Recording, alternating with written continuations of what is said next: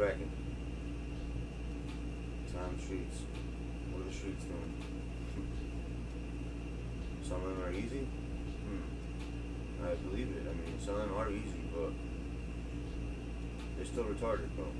They make absolutely no sense.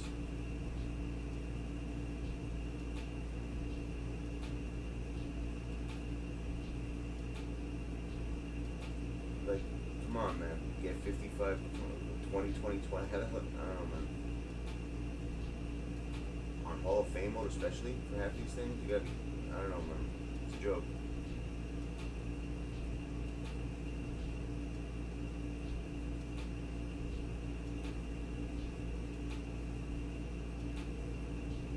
I'm gonna make a little skit of what I thought happened in the 2K society. Like I'll talk to Ronnie and like I'll act as Ronnie and say like what happened or what they decided, how they decided to do this. You guys wanna laugh? You want something funny?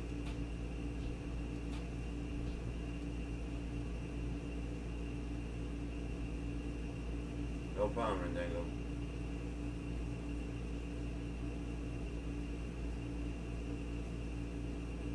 I'm gonna wait for some people to come because I don't want to do it twice.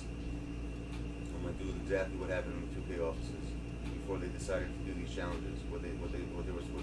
I'll do the conversation in the offices, what they were saying. It's gonna be kind of funny. What's up, man? What's up, Dan? How you doing?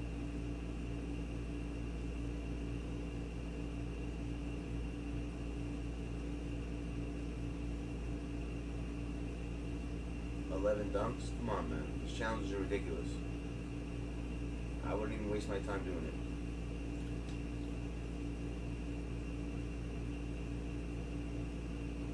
How the hell are you supposed to get 20? The only one I'd be interested in is a bonus, but 20, 20, 20?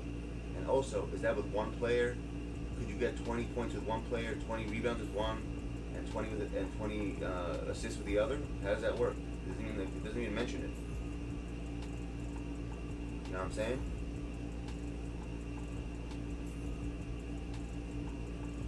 Lightning, I hear that. How does that work?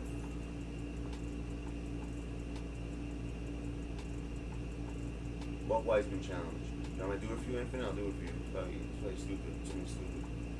Actually, no, I don't do challenges. I forgot. What am I saying? I can't do that.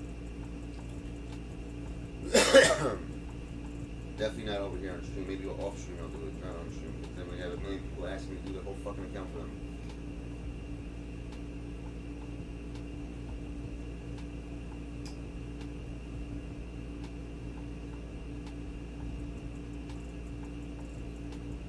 Oh, the videos? Yeah, that's later on. We do the videos later. Timo. They're fun. They're good videos. Yesterday's videos were good. I got that freaking those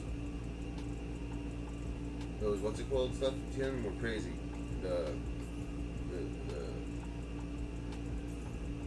forest things, whatever, the people in the forest, those stories were nuts.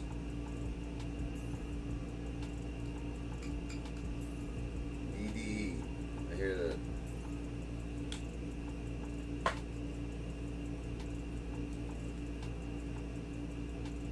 So this is what's going on in the offices. You ready?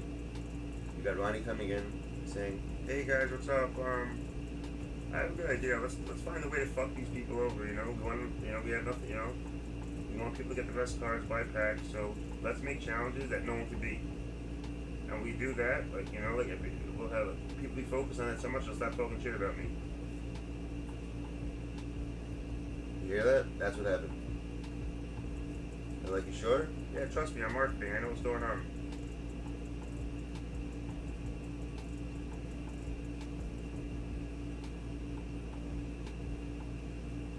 That's what happened.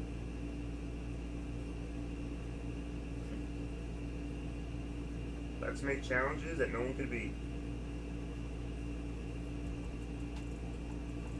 I'm telling you, that's what happened. Nothing else. These challenges are ridiculous.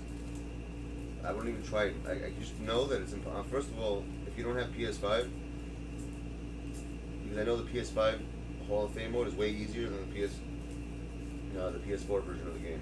So good luck with that, peeps. See, I could just go to PS5 if I want to do them and do it there. Luka sucks, waste of time. See, it's possible for you. He does. Everyone has different opinions, so it really depends. I don't agree with you. I don't think it's a waste of time. The whole game's a waste of time, actually. So I don't know. Maybe you're right.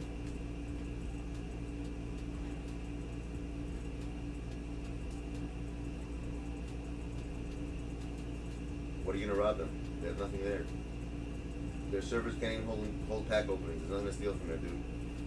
What's up, Legend Gaming?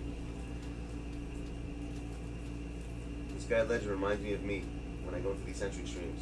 Like the rent. That's something I would do. Appreciate it, my dude. But that's what happened, by the way. That's exactly what happened, peeps. Was that? Yeah, listen. You don't think of me complaining that anyone wants to help. I put half the stuff anyways. I don't make any money off this. Well, the thing is, trust me. You guys, there's no way. It's almost impossible. I do the same shit, gaming. Don't worry about it. There's nothing wrong with it. I do the same thing. I ain't going anywhere. What's up, Miles? What's cracking, son?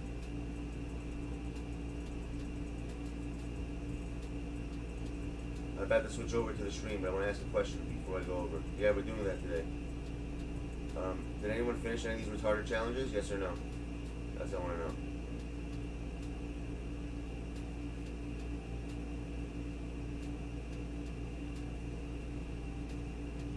You gave up? I didn't even start. I didn't even try.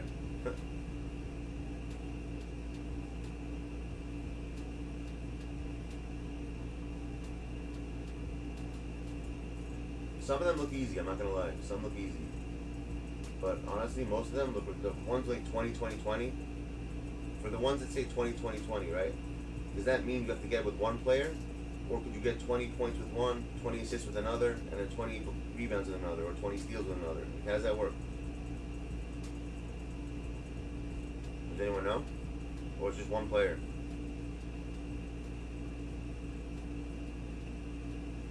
On the 20-20-20.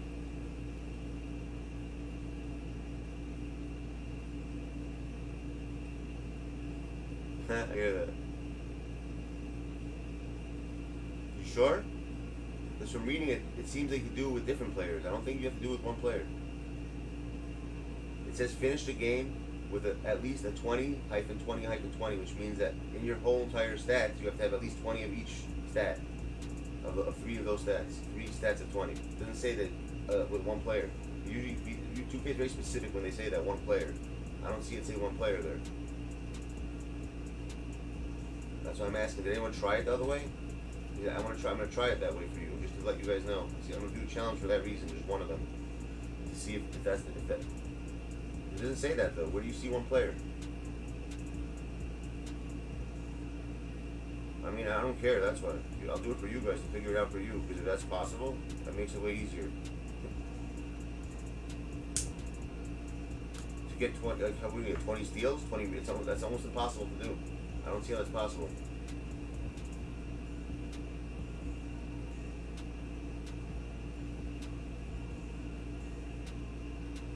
What up? What up, Kyle?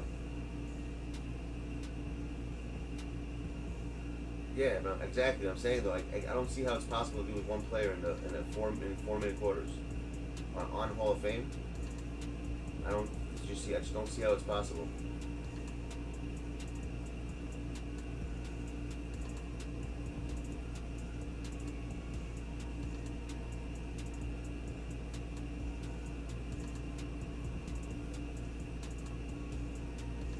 Alright. I'll switch over in a second.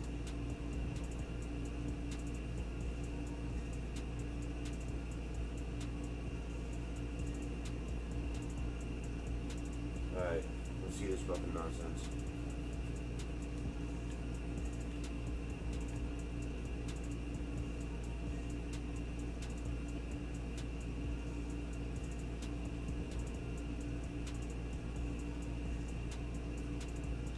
No. It says stat line. You don't have to do it with one player. it says stat line, guys. You know what that means? Stat line? It means at the end of your game, your full game, you have to have stats that have two 320s in it. That's what it means, by the way. You're wrong. It's not one player. Right there. Now I know my answer. The word stat line is the key. Because if it was one player, they would have said with one player. Think about that. So it's not with one player.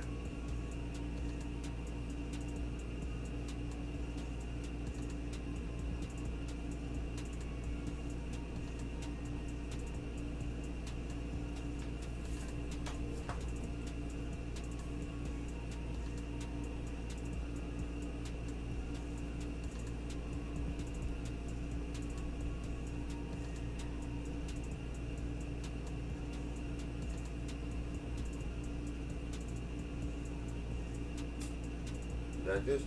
What about him? I know, yeah, what about the dentist?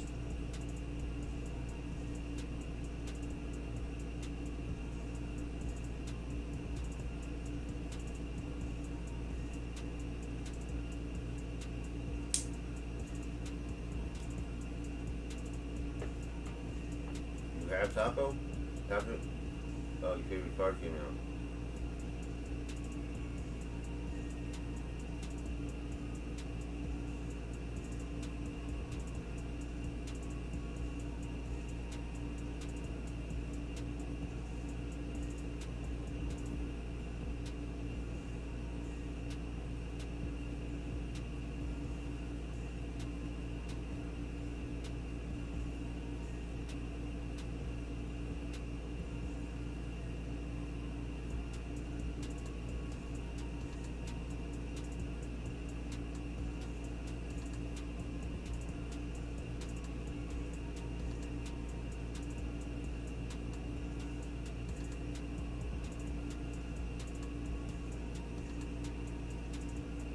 Are they serious?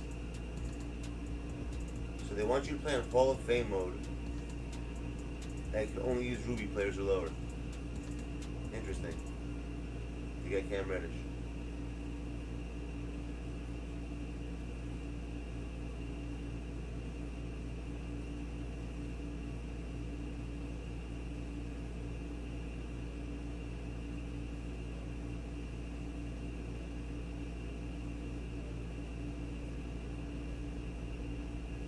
%, from 3. Wow. On Hall of Fame, on All-Star, that's All-Star, that's possible.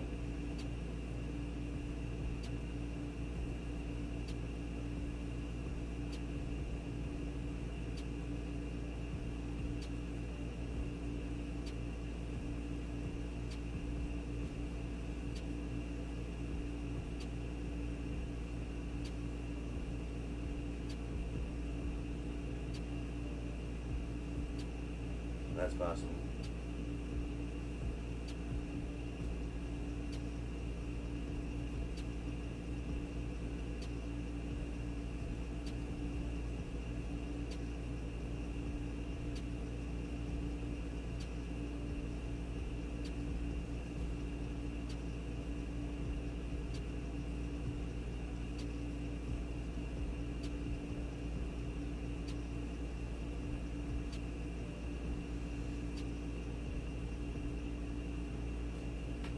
Richard Jefferson? Which one says?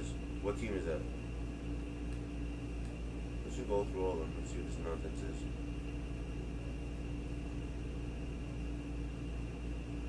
is. 0 assists and win a game? Are they retarded? Okay, that's retarded.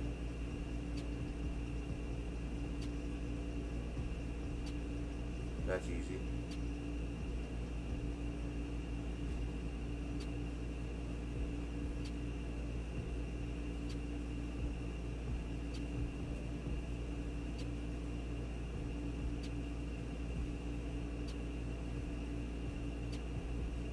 Stupid.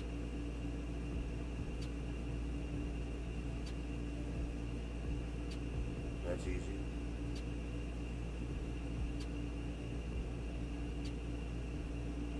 That's retarded.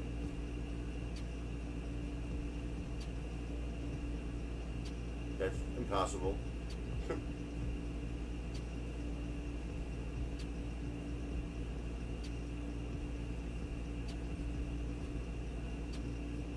That's stupid as hell.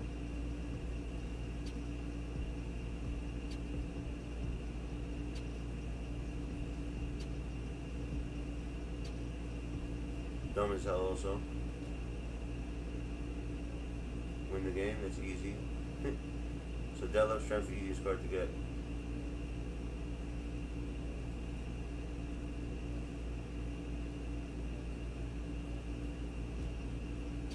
That's easy.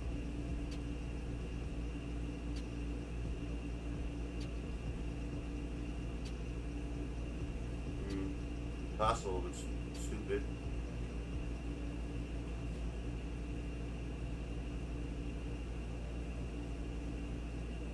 That's easy.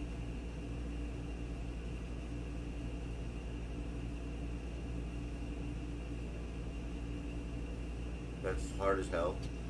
To get Mikhail.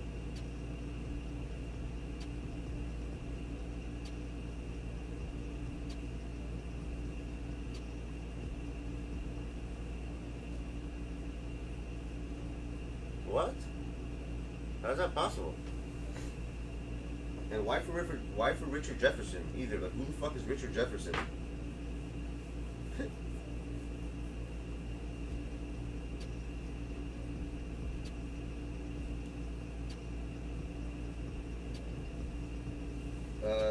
If you read his title, Jacob, I helped him fix his streaming, so I'm pretty sure I know.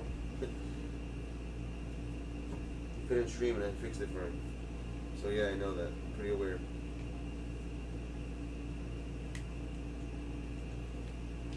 Yep, Dick Jefferson, exactly. Richard. That's actually kind of funny. Who decided that Richard turns into Dick, right? You ever think about that? Why is his name Richard Dick?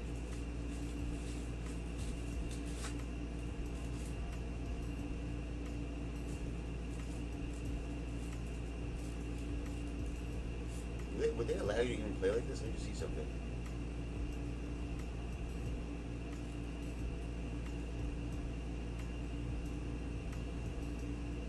You know you could try doing?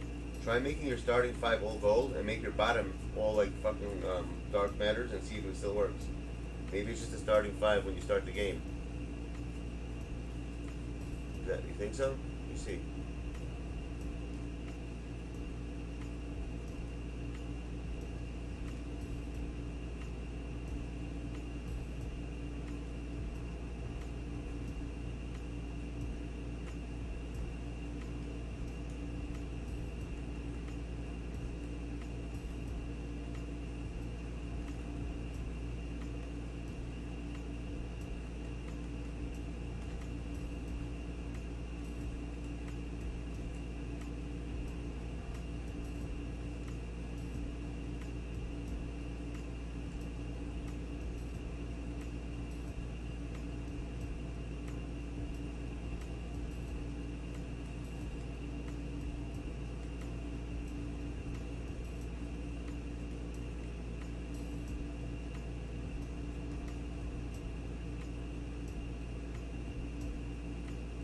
Nope. Doesn't work.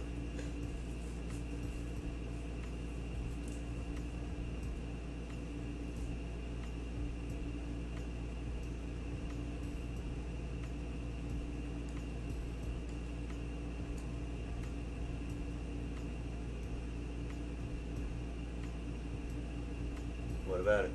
What's so crazy about his price? 17?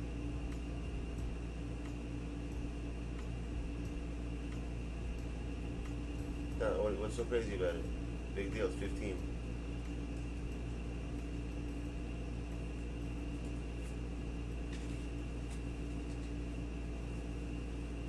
I don't want to do any of these. You hear that?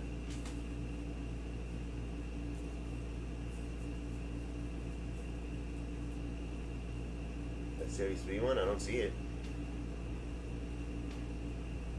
Not in there.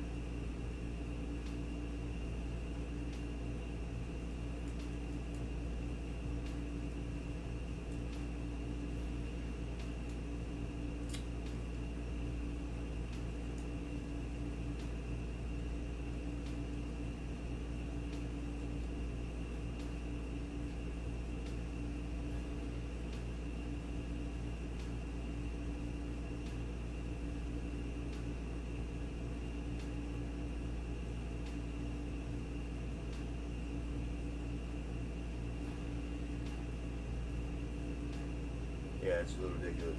That's ridiculous. That's ridiculous. That's absurd. What did I just drop? Shit. What did I just drop?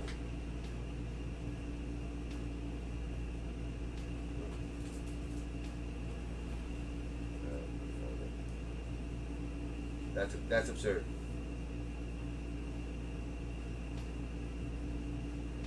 But what, you just don't use Series 3 Reggie. Why do you have to use these cards? I don't understand what the big deal is. Don't use them. That's it. Just don't use this card. What's so special about this fucking card?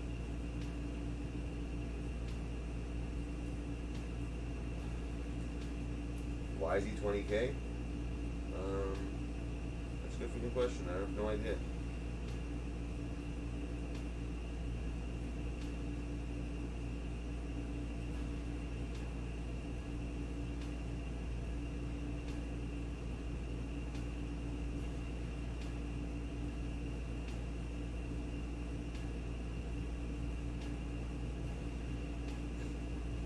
A little ridiculous.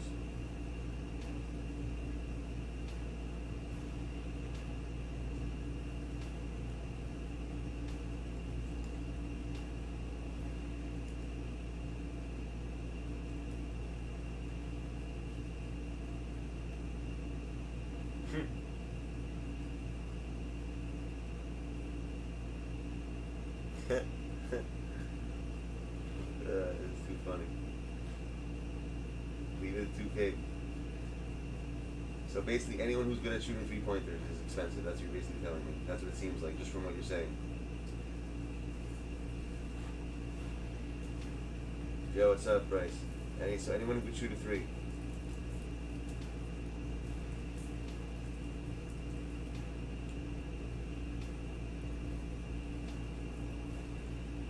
Yeah, maybe I'll be able to get one of those at like 3K. I'll open one of those packs and see if I get one of those.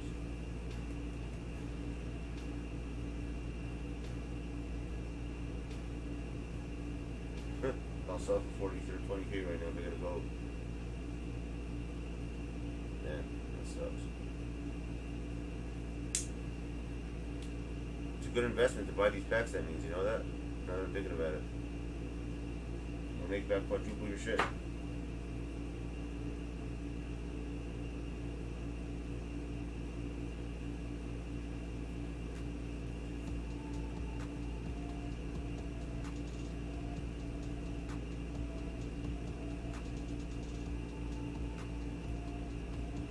Some of them are cheap.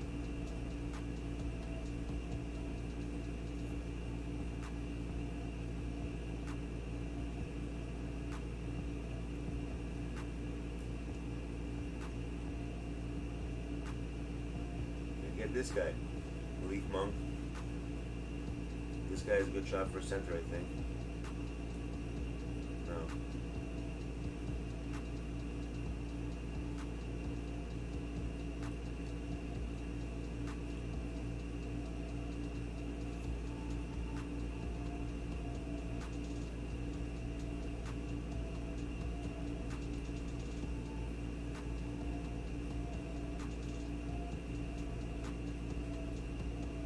Might have a good shot. Yeah, get Laurie marking in. He has an easy shot.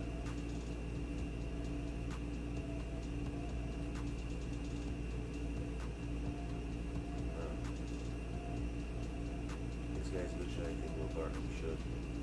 Decent. This guy should have an easy shot also.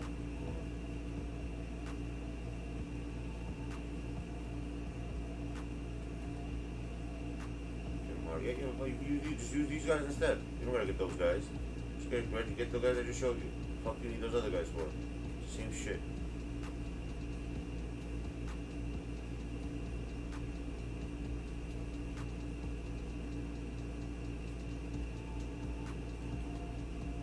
Yeah, Jordan. Well, a bunch of guys who have B+, that's good.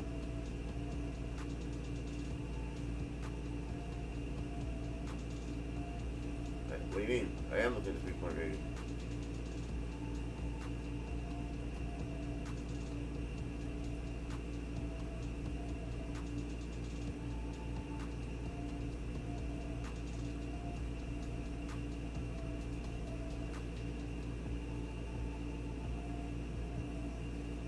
Oh, you mean the number version? Same shit, who cares? I'm gonna do this one, like that one, you mean?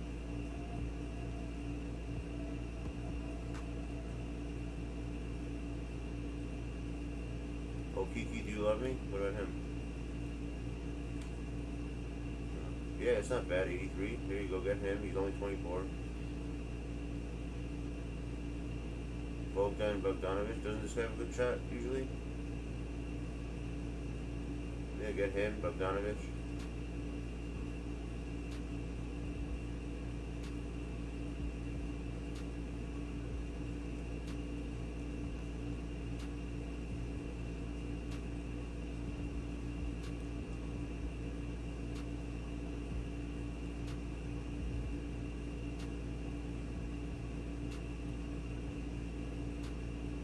This guy.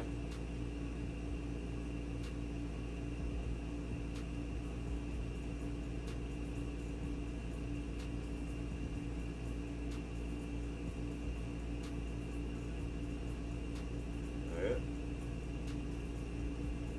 I got some already. See? The ones that had an arrow in it, the ones I got.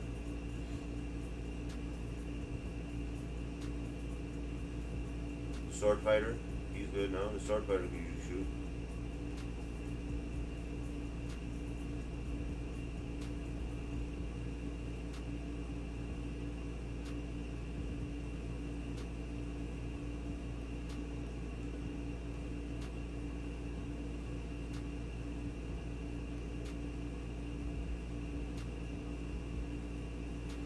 Yo, you people are forgetting one thing. If you put a coach on them, don't they get like plus 10-3? Oh, if you have Phil Jackson, every single person's good.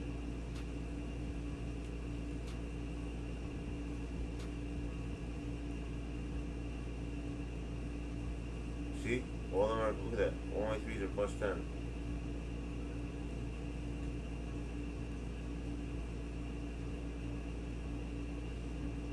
Oh, I forgot. You don't have to use Series 3 players.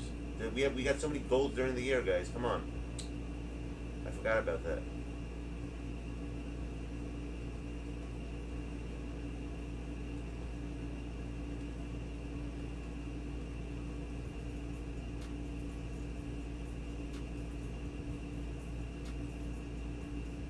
There you go. So you can use the old players. You have like the ones that are, what's it called? Like Bruce Brown. Hold on, who else? This guy. That one, the old cards.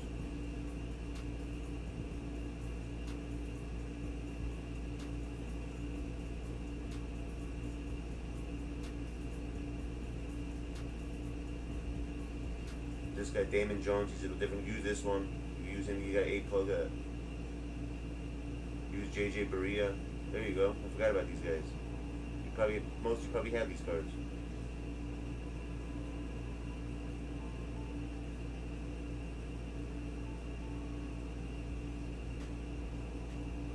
Trey Burke. There you go. I found a bunch of I found a bunch of freaking 3. I found a shitload of 3 people for you guys. What am I reading? What did I miss?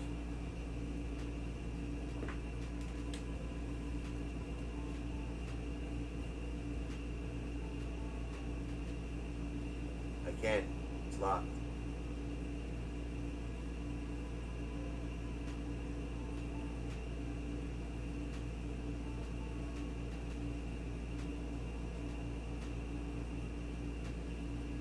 Damn.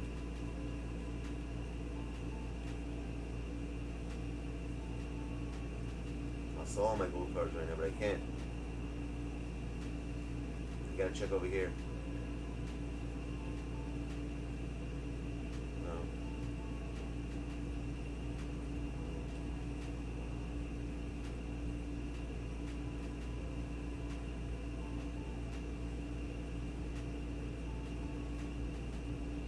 Oh, they're rewards, that's why.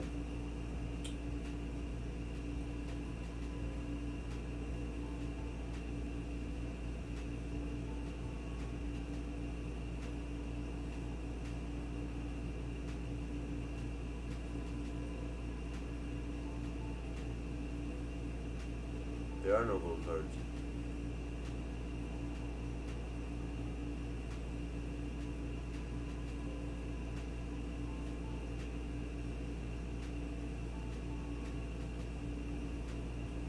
Half the gold cards are here, that's why. They're all freaking rewards. That's why. See? You can't sell reward cards.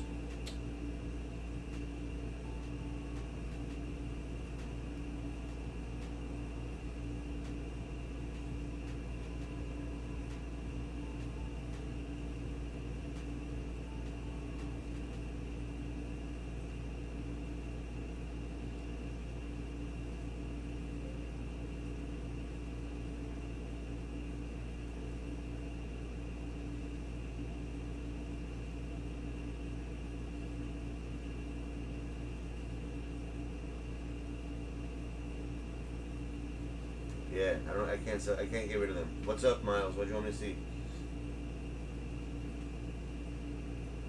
I'm not doing it, you crazy? I'm looking for you guys, what to use. I'm not doing that challenge, I'm not a freaking idiot.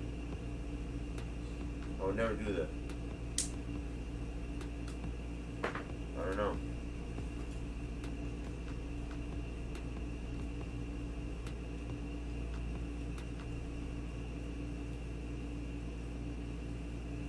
Not a lot. Probably sound for like 5 so far. Hold on, 5K.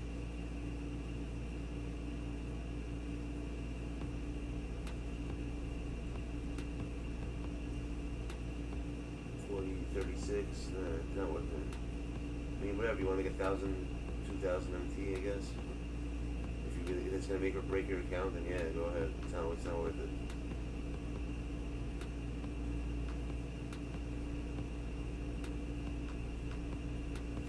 Nothing.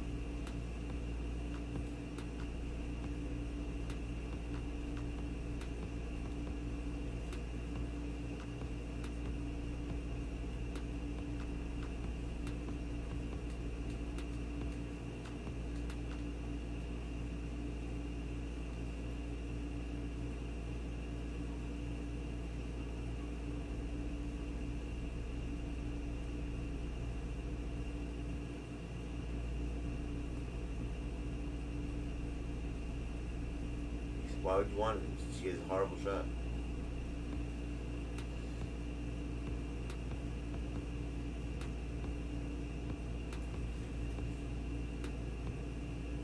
I hear that.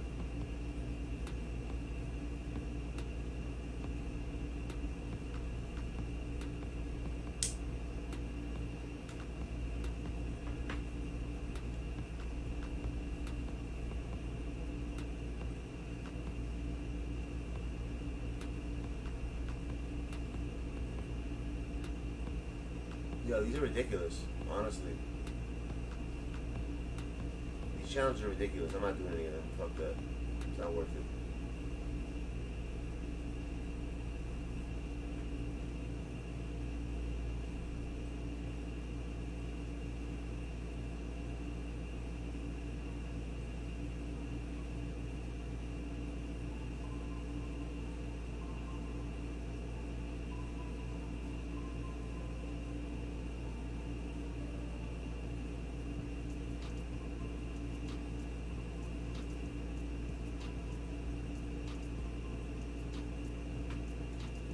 You don't think this is absurd, peeps? Come on, it's just absurd. Yeah, but what do I need Terry for? Why would I do a challenge to get a card that I don't need? You don't think it's a waste of time?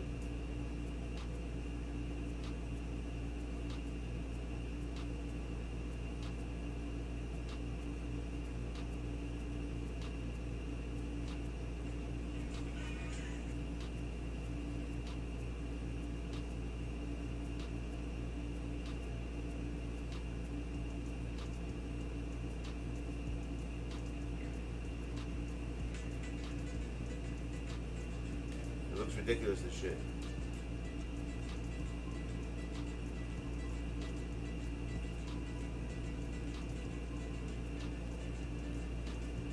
Let me see one more of these, hold on.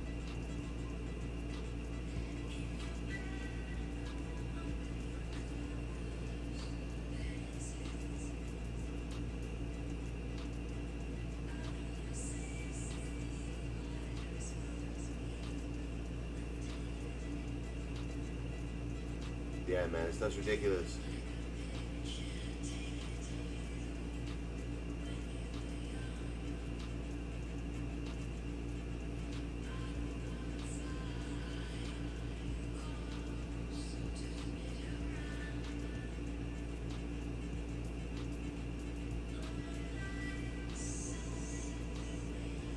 the game by 68 points. Wow, man. These people are not fucking around right now with these challenges.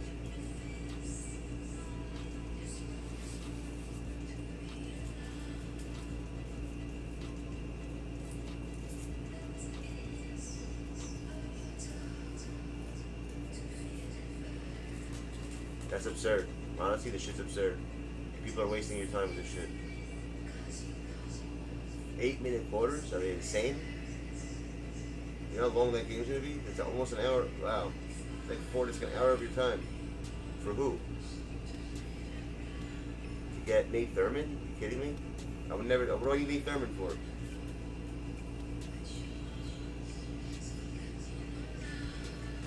Waste of time, man.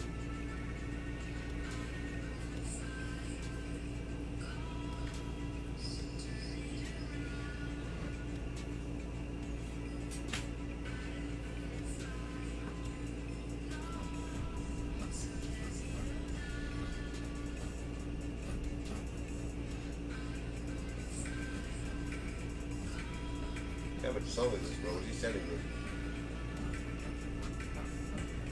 For his friends? Not bad, I guess.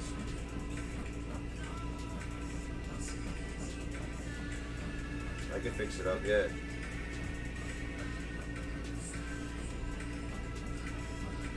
You have to add some on the lows, yeah.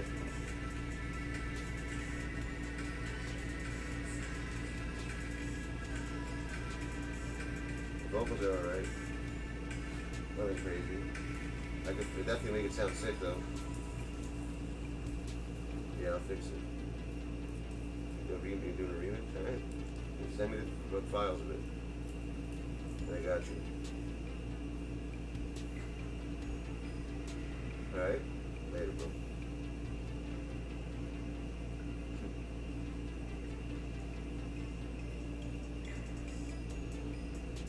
Alright.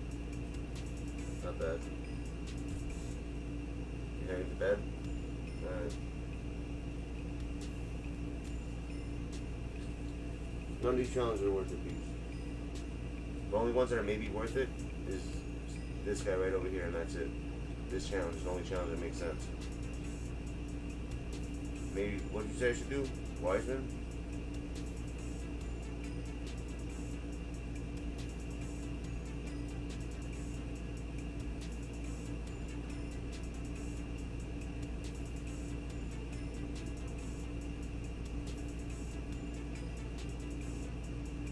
Where is he?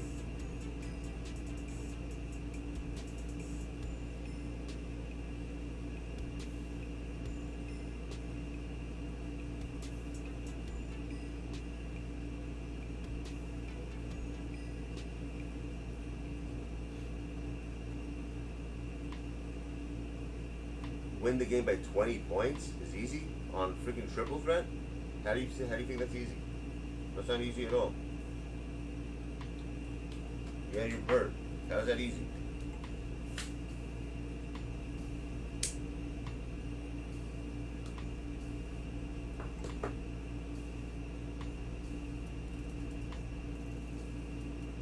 It's a 21-point game. So basically, you know, there's honestly think about that. Look how dumb 2K is. They say win the game by 20 points, right? But it's 21. How much is a basket worth? 2 points. So why did you say win by? Should blow them. Basically, they're telling you to blow them out. Like they can't score one shot. Yeah, basically, that's what you have to do in this game. They can't score 1 point unless it goes to like it's tied at the end, which is stupid. But I'm saying that they should just say blow your opponent. Like don't let them score.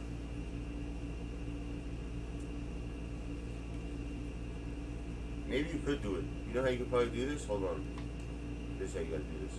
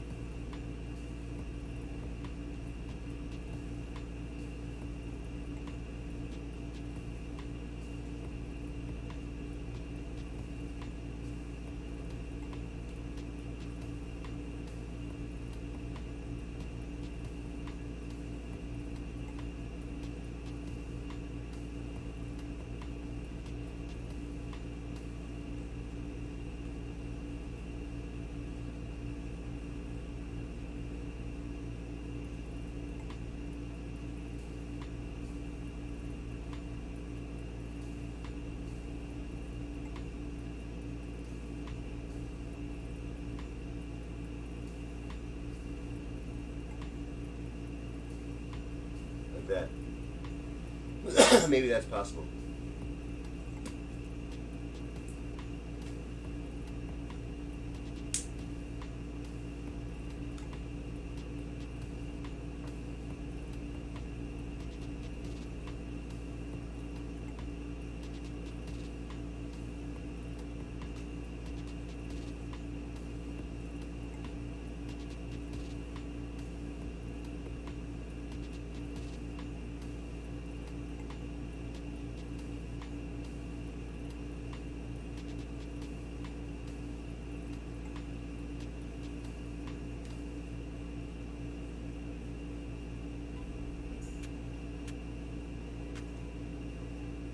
Set that up.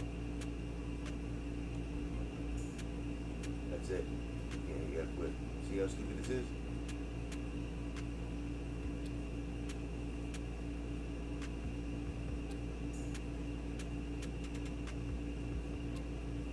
Oh, I'm an idiot.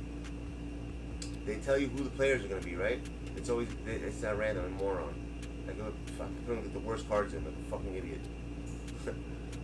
You can put I'm putting like bad cards in, like I put back. I wasn't even thinking about that.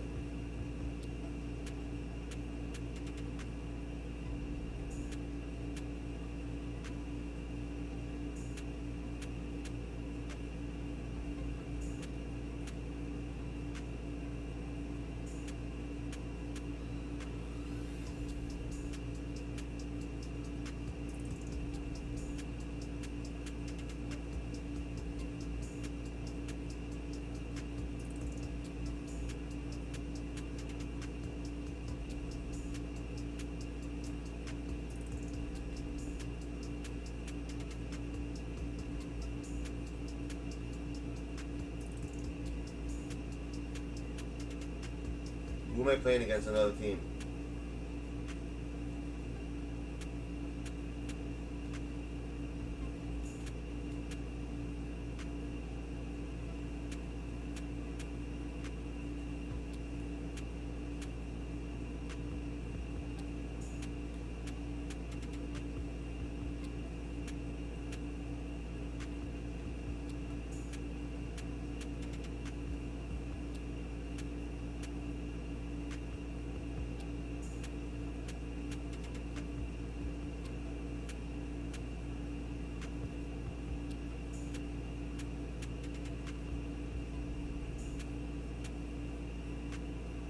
Magic's better on defense than Simmons, no?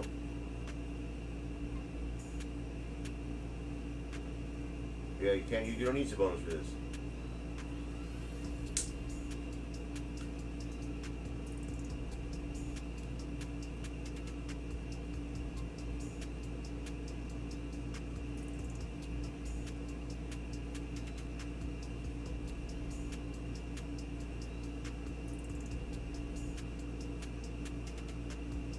This is for Wiseman, right? The one I'm doing right now? I'm gonna try it once. I can't even put. Why did the camera not stay? I told it to stay.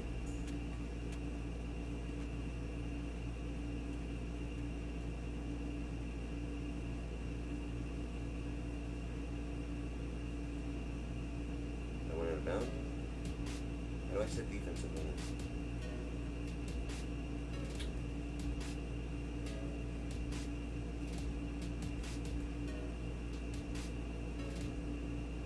It's impossible to do this challenge. You're not gonna, there's no way you can do this challenge, bro.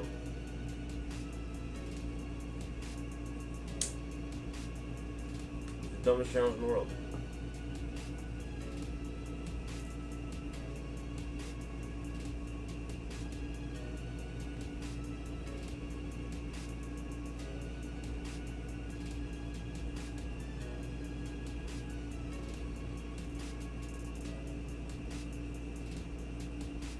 Best defensive players in the NBA.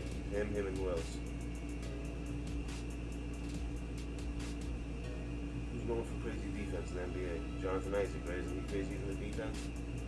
He's supposed to be, right?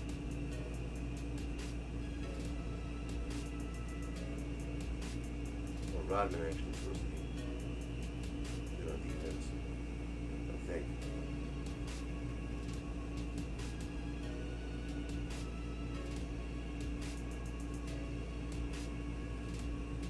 this guy makes more sense.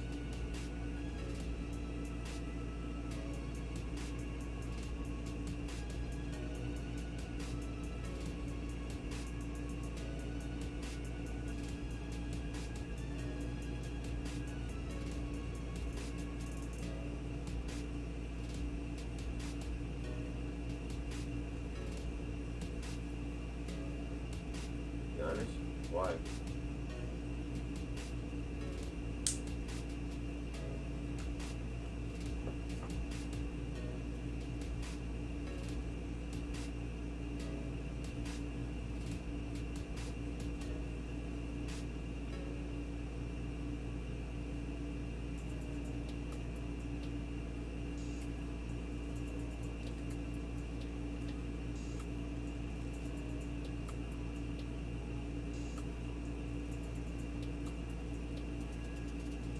How do you win the game now? You can't.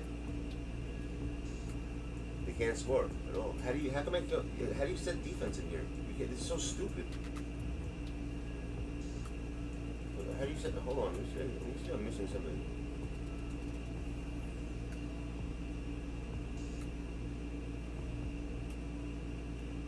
There's no way to set defense up though.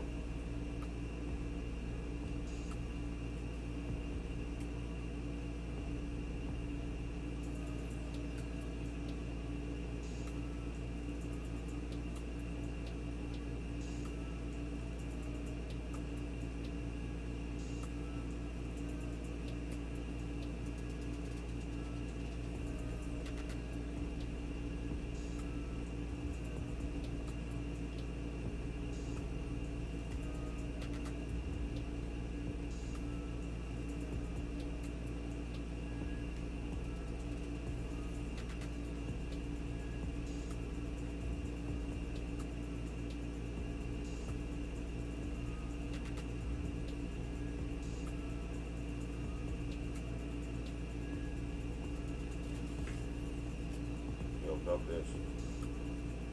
I'm doing this shit.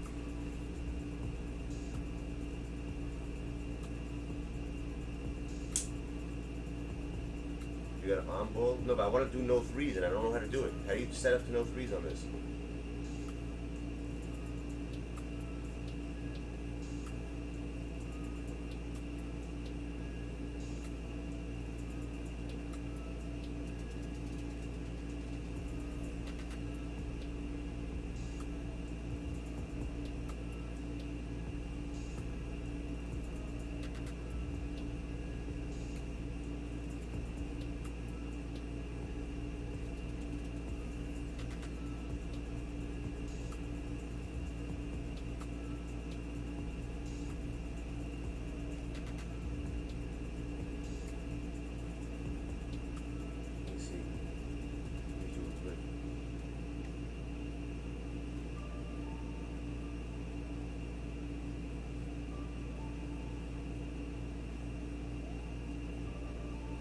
How do I do it?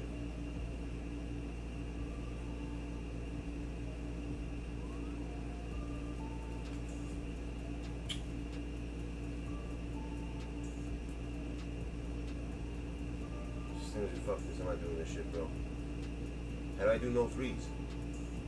This thing is, yo, Miles, how dumb is this thing? Like, why would you want to? Why would you do? Like, why would anyone waste their time doing that? Like, see, that's what I'm saying. You know what? I'm gonna try something actually. Hold on 1 second. You said there's no defensive sense. Let me stop focusing on that for a second. Maybe he's right.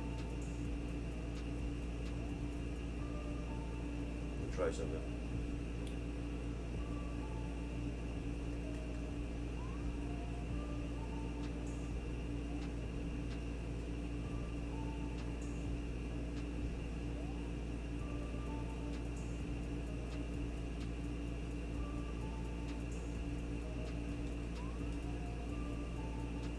No, he's not right. I don't understand how you play defense like this. Well, I don't play this version of the game maybe. That's probably why I'm not used to it. That's probably the main reason why I'm not used to it. But this is straight up retarded. Legit. This is doesn't make any fucking sense.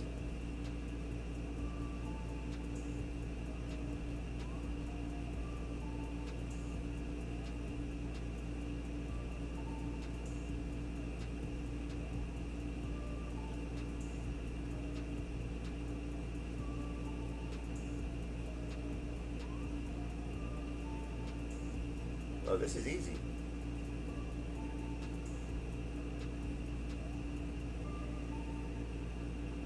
Wait, do they have to score 20 points? I don't understand.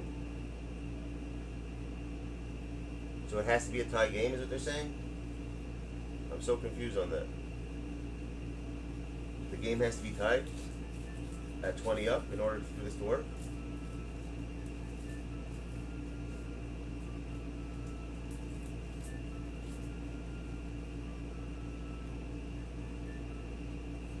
Yeah, but let's say they decide to shoot a 3. What am I supposed to do? I can't control what they're going to do. So you have to let them score 20 points. Oh, so they're doing Wrath. Holy shit. That's so crazy. They stole my idea. That's technically what I do with the Wrath. I let people get 20-point leads and then beat them. That's so messed up. They stole my idea. That's what Wrath is.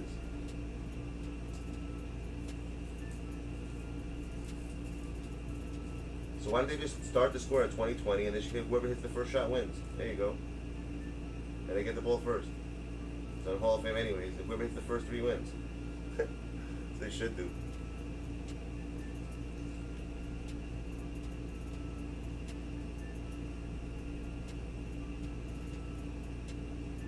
Well, I get to let them score basically.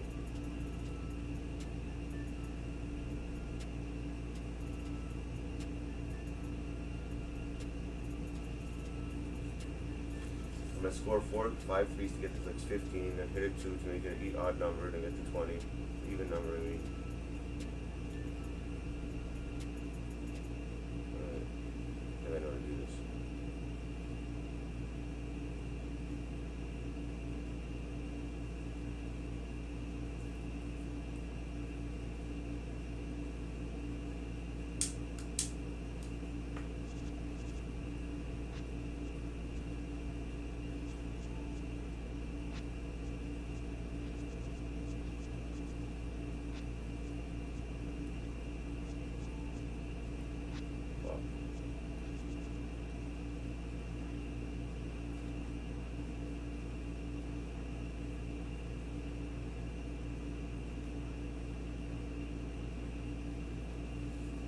Oh, it's a Hall of Fame mode. Fuck, I forgot.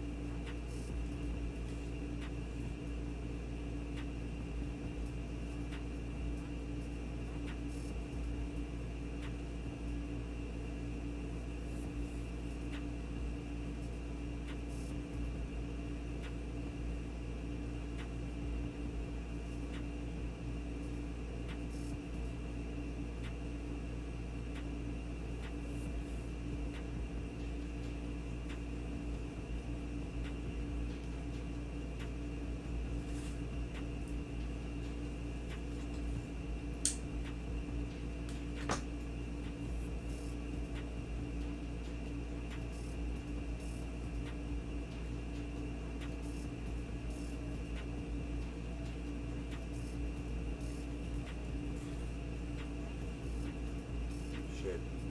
Alright, we just fucking catch up. That's the side of that shit fucking thing.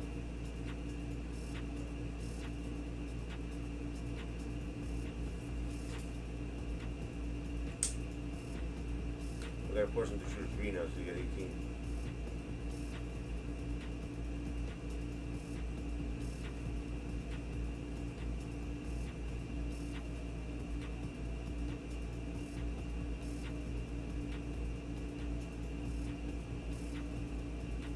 How am I gonna look at the third spotlight? I can't. I'm in the middle of the game.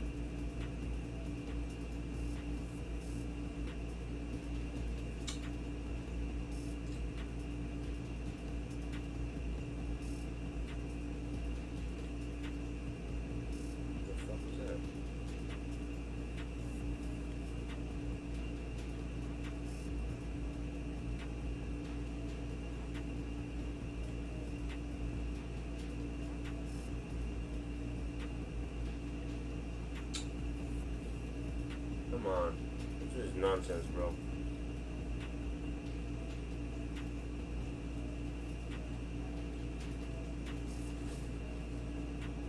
Shit.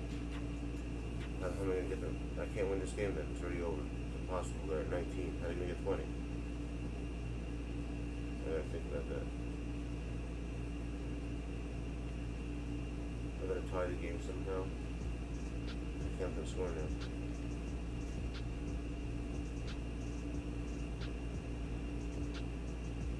Ow.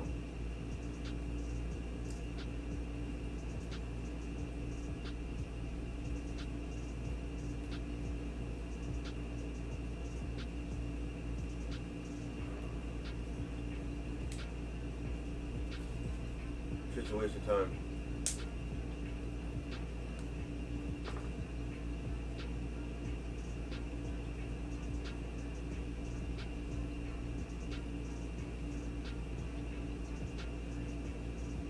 What am I looking for?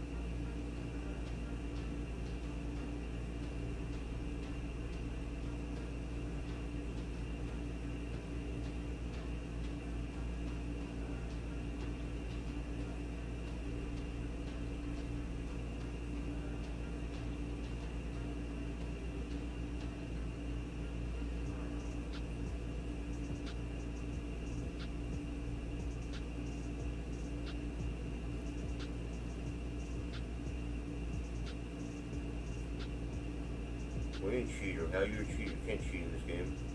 What does that mean, cheater?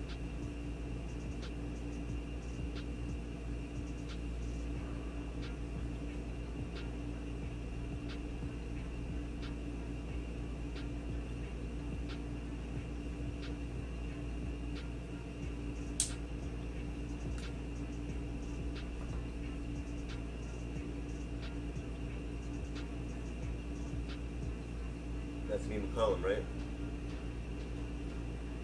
No, same card? Oh no, that's what's his name. Acapella.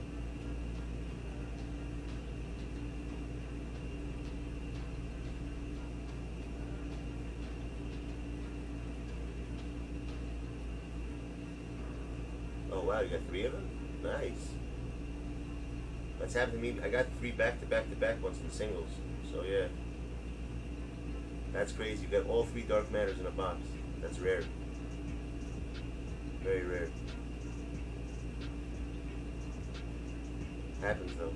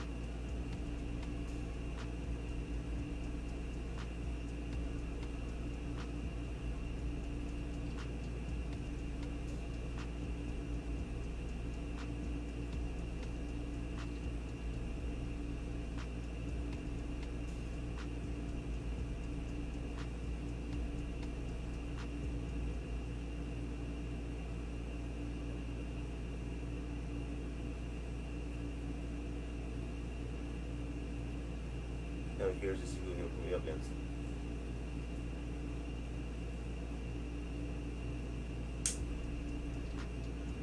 That shit happens, bro.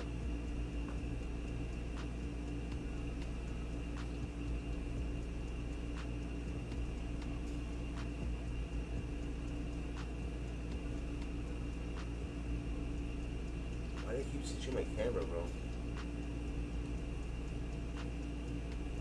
Look at this. Look how small he is.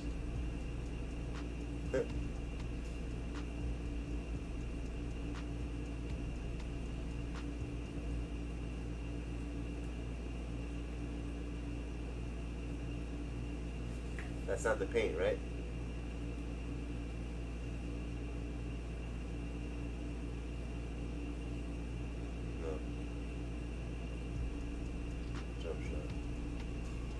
his layup or dunk.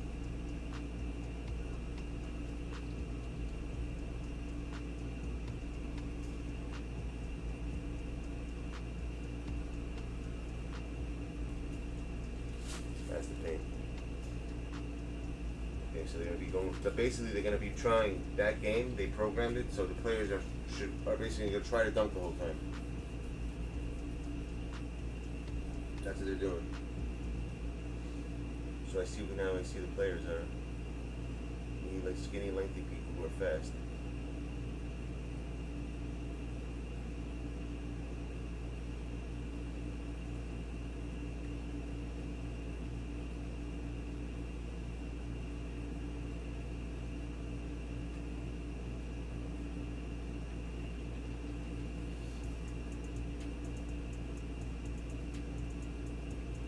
Faster.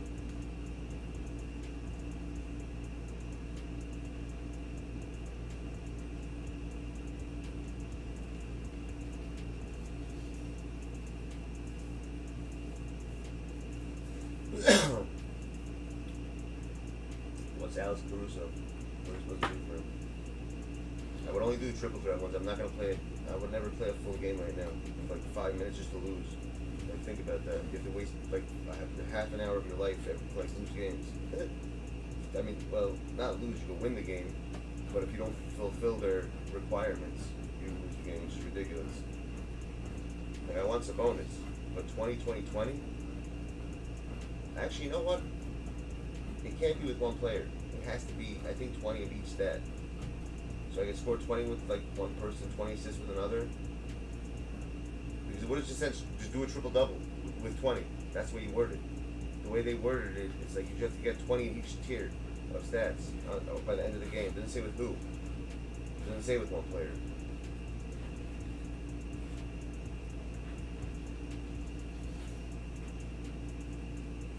Right?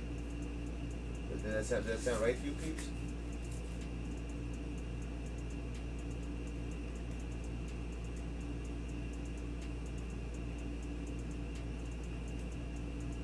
Read what it says.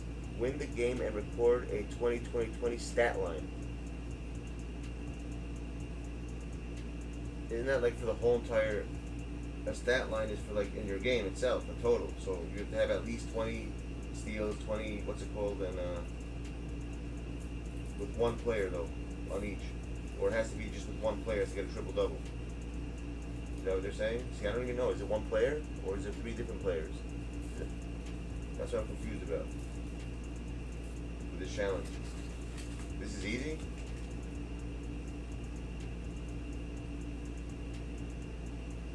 You sure? So somebody has to get all 3.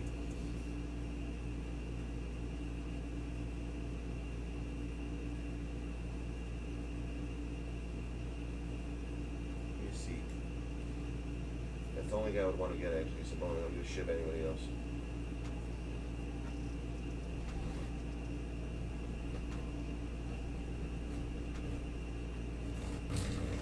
You know why? You know what's going to happen, peeps? I'm going to tell you what's going to happen right now. Mark my words. Oh, you have it? Send me a picture of the card. I want to see. I want to see the stats in the back. From your console, though. I'm curious to see what kind of stats he has.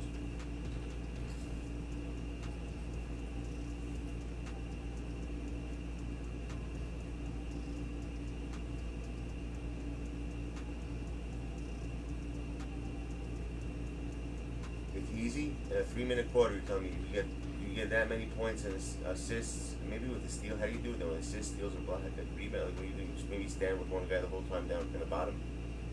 Who's the easiest one to do this with? Probably Kareem. Makes the most sense because then you get an assist right there. You got a rebound now, and now you just got an assist. Oh, the charging calls. How did I forget?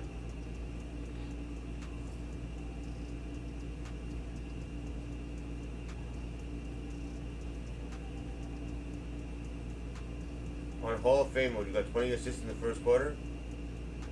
First of all, it's impossible. I mean, you're saying you scored 40 points in 1 quarter. On Hall of Fame, I don't buy it. I don't believe you. Sorry. It's impossible.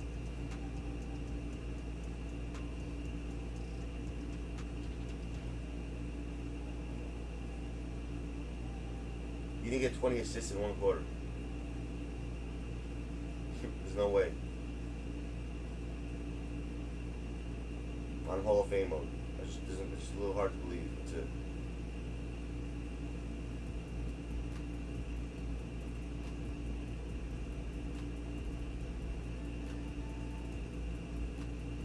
I'm not even paying attention.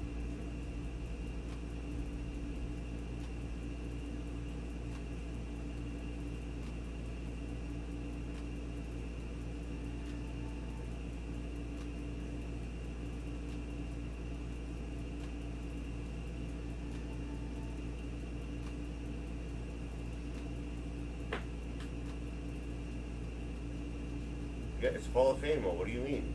It's not in Hall of Fame mode? What do you mean it's not a good team?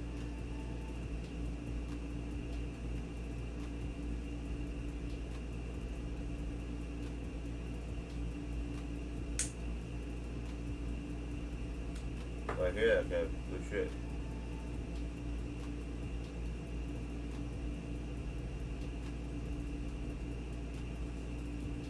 I actually don't need you anymore to show me your stats. I didn't realize he's in the game.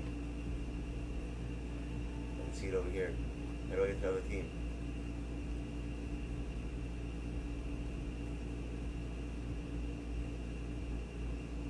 How do I check the other team?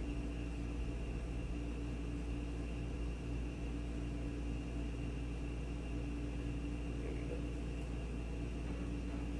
That's the card, right?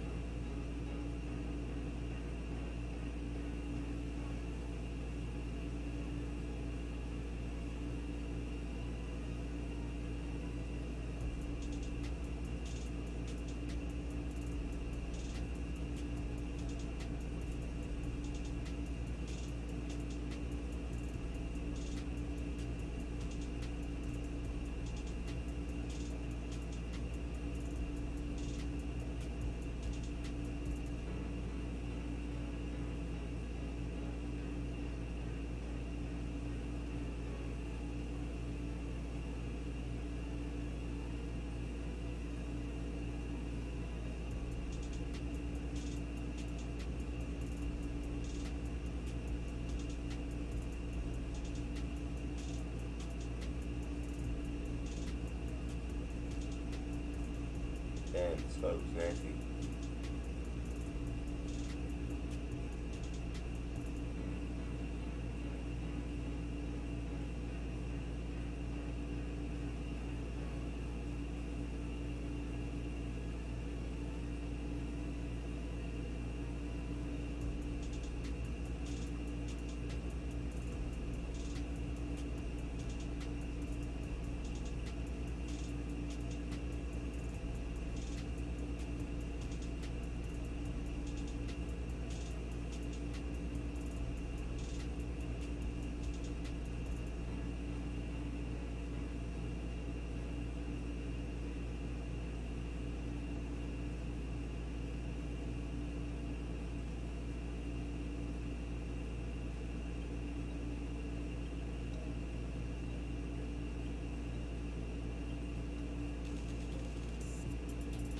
Interesting.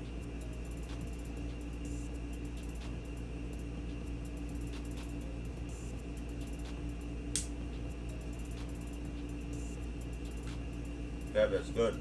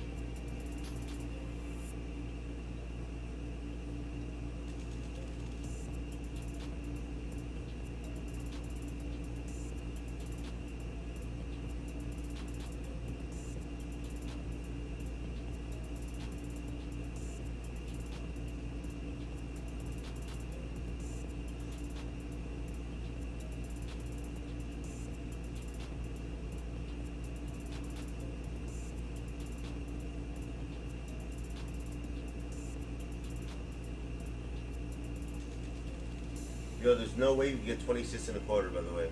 I thought about it just now. It's impossible. No, it's not as a team, bro.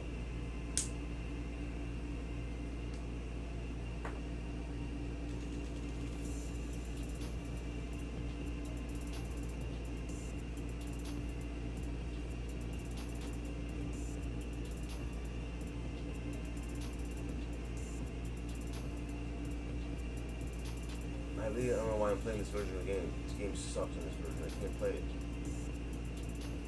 I really can't play this version of the game. Yeah, I can't play this version of the game. It's too slow. I'm used to playing faster paced.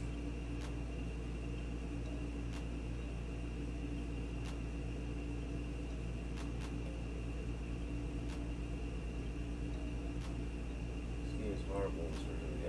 I don't know how the hell you guys like this version of the game. The PS5 version. It's horrible. Legit horrible.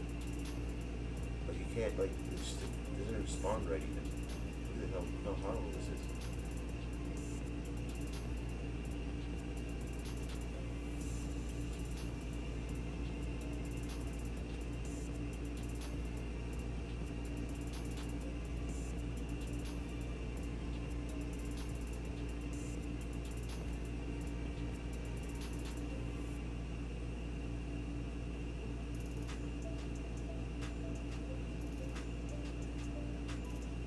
Yeah, I don't see how you got 20 assists in one quarter on Hall of Fame. I don't think that's possible.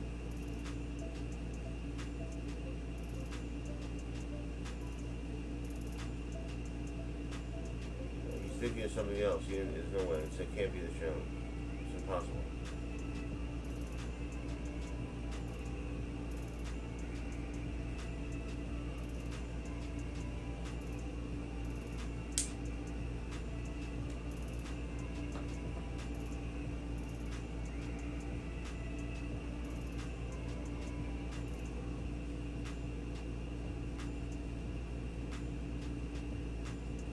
Fouling them and shooting threes, your guys would get fouled out then, bro. Why would you do that? It makes no sense.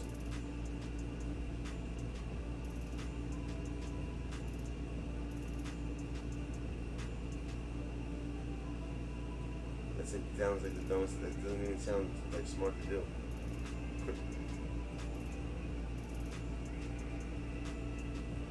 Like, let's say like you're at the end and you need one more point and you get fouled out. You're screwed. You just wasted all that time for no reason.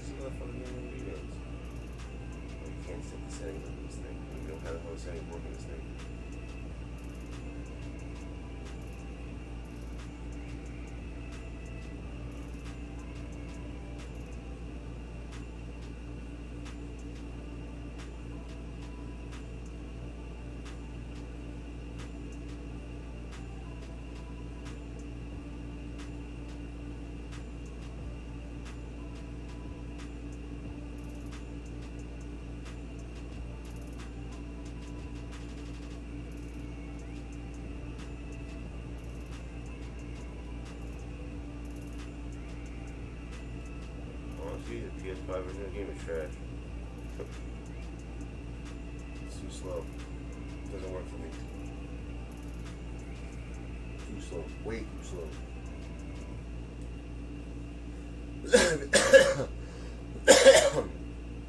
Definitely feels more realistic, the game, not gonna lie, but it's just too slow. You can't move. Everything feels off. Way off.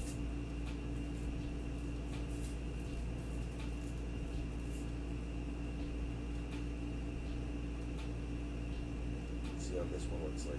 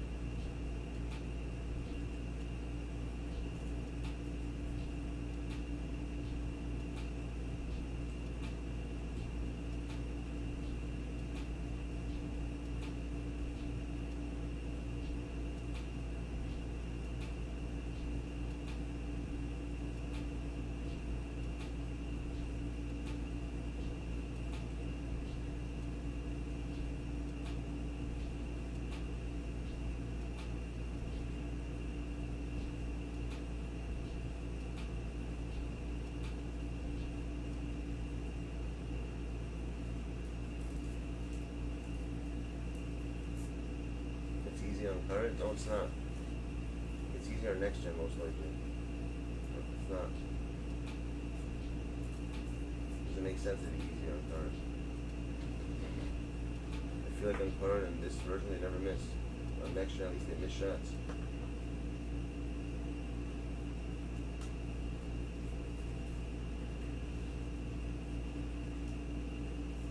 You know what I mean?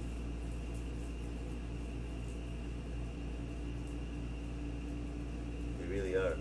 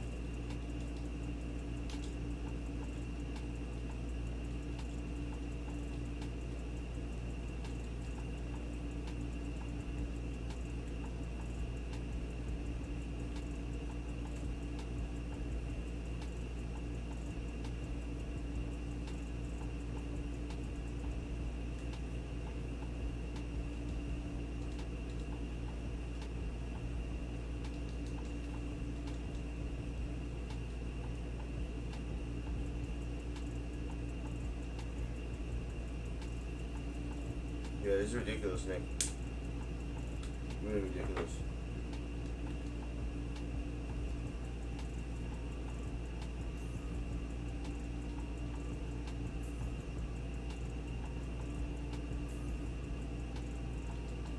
Yeah, but Caruso, who the fuck wants Caruso?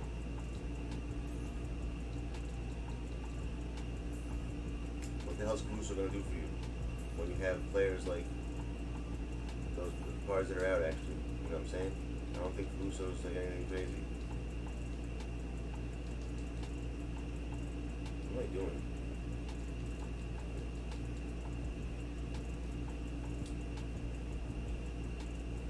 What level is this on? Oh, it's on Hall of Fame. I keep forgetting, bro. You can't shoot like that on this one. That's why. I'm a moron. I'm not using the right team in Hall of Fame. Those guys can't shoot threes. I know they'll put the threes.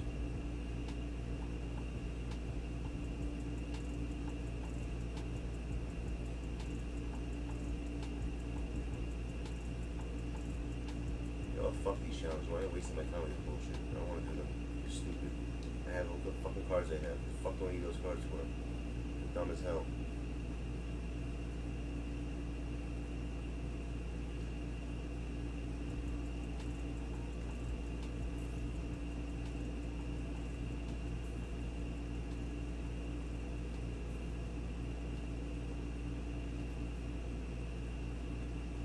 Cards came out today. I'm gonna try the new ones.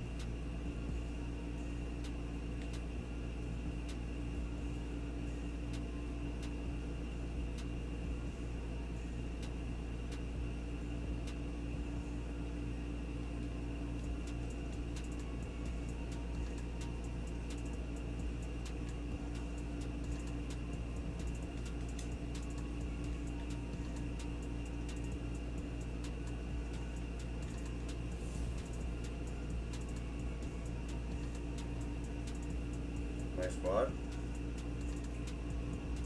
in a second.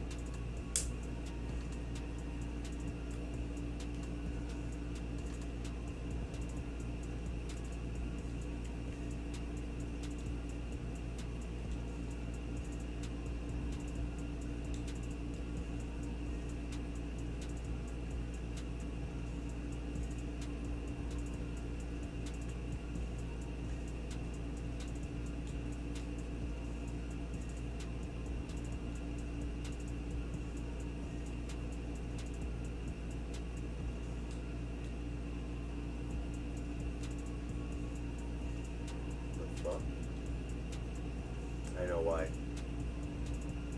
See what I'm talking about, peeps? Even though it's like this, it's still acting as if it's in Hall of Fame, unless I restart my console. I don't know why it does this shit. Well, maybe I have to do that. Like go back in and out again. That's probably what I have to do. Yeah, I fixed it.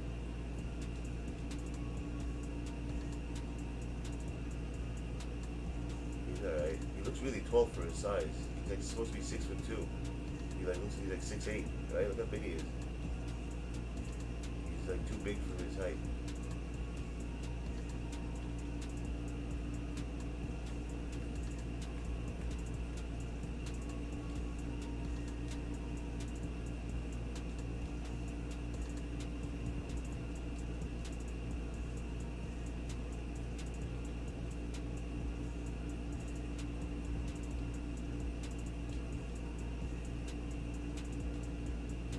Shot.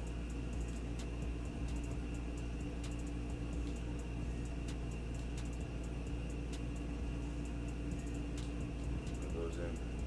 Still weird as hell.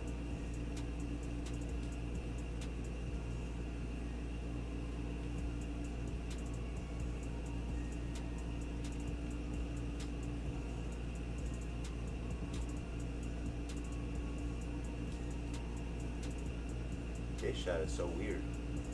Very. The hell they do this shot? It's so long now. You gotta hold it for a long ass time on a shot stick.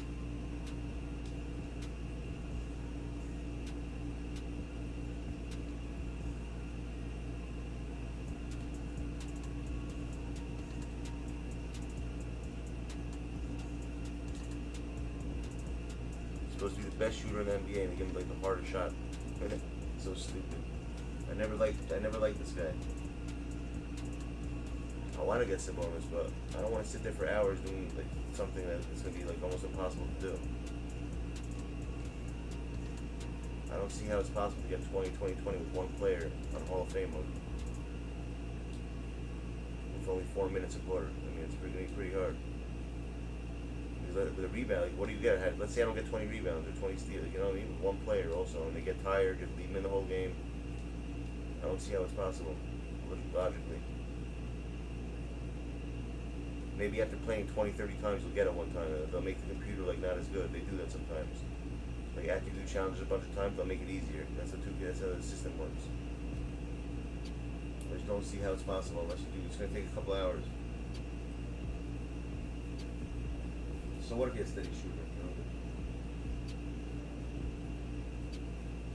What does that mean?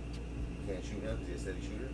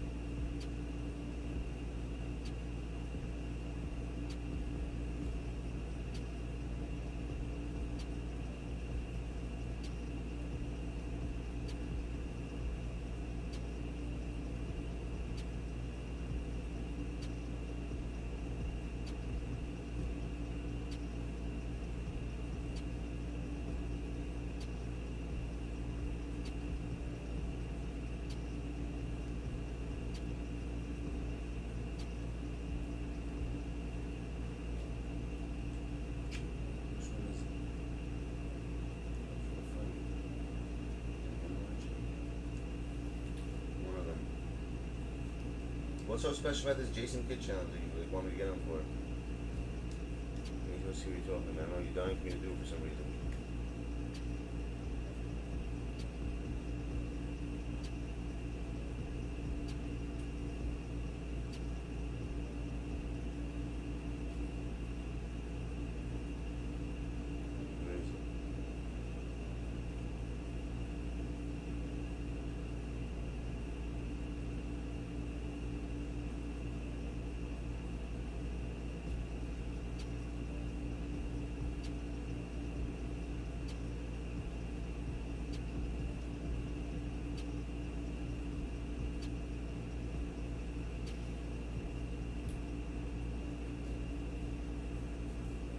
What, score one each with each player?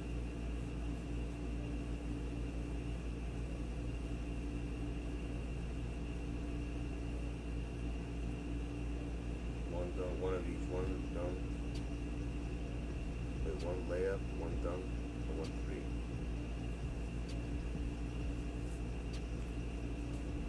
Yeah, but I'm never gonna use this card.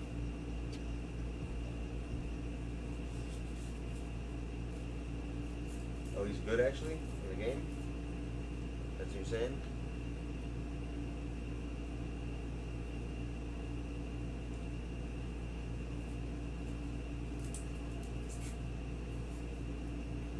Awful. He's saying he's awful, now you're saying he's good.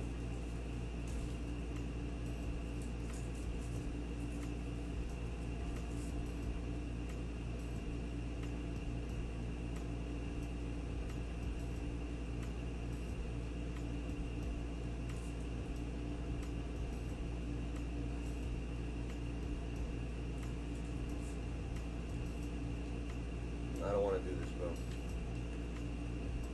You hear that? I don't want to do this.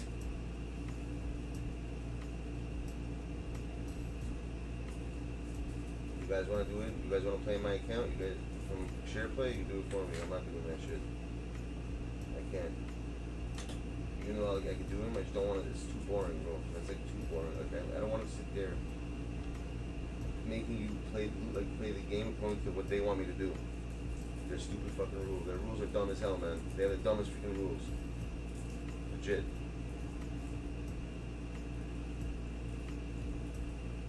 They have the dumbest rules, 2K. For their games.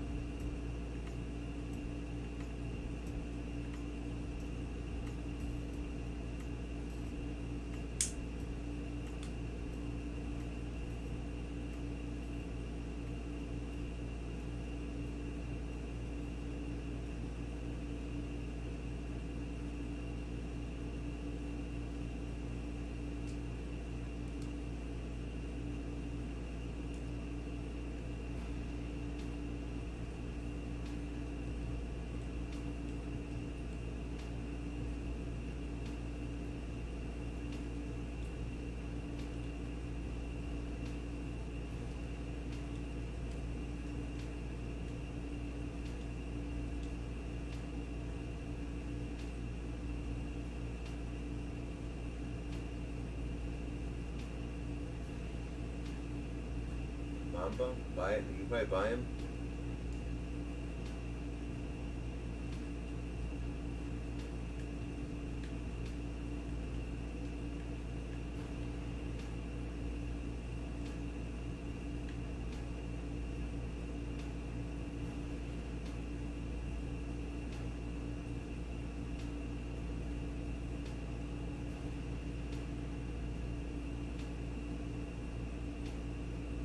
85.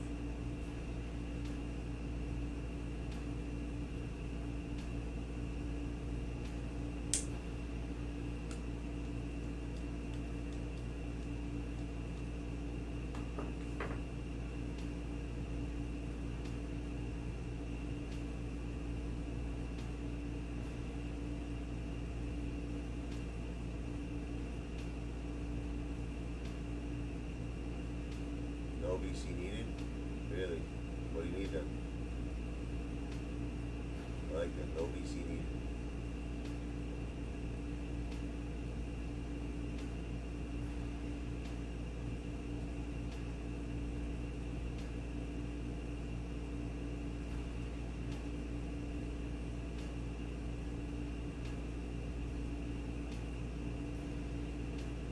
No VC needed.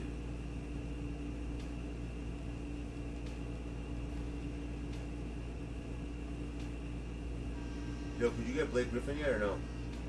I saw they put out a 4th challenge for it. What's the deal with that?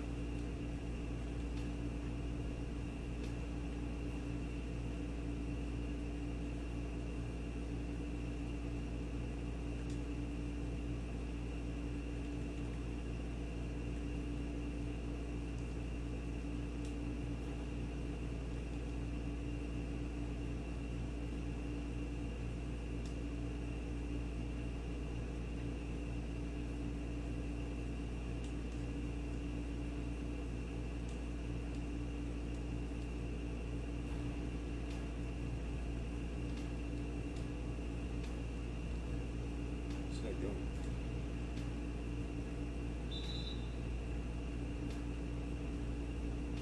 No, I didn't do any of the challenges. Hell no. Cash Money Heroes. Do I look stupid to you, son?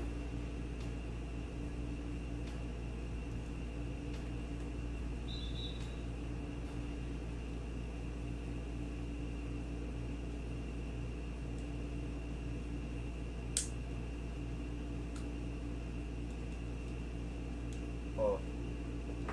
Yeah, brothers. That's the shots in the past. Good pass.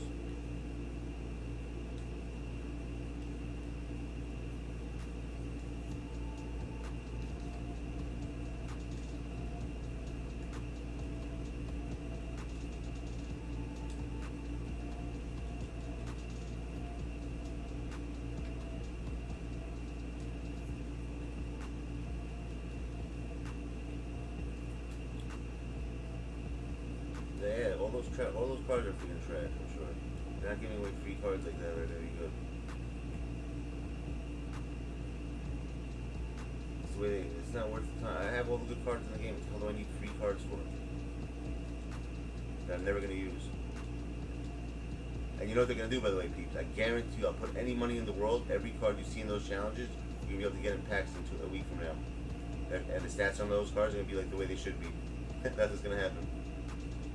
I'll put any money on it.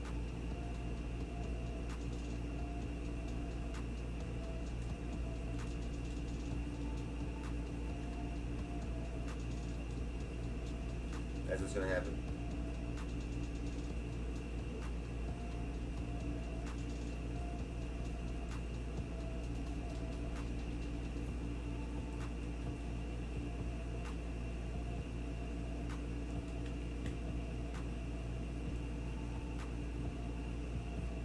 Yojit?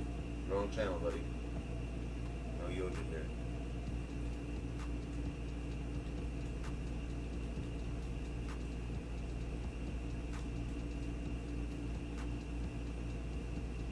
You know what I mean, Cash? That's what they're gonna do.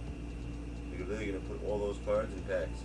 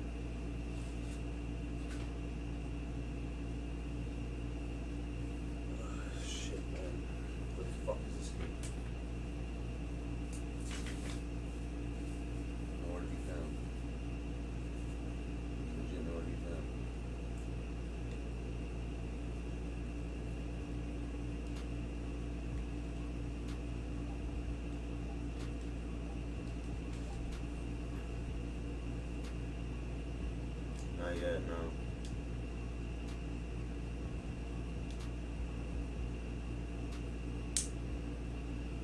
Unfortunately, I did.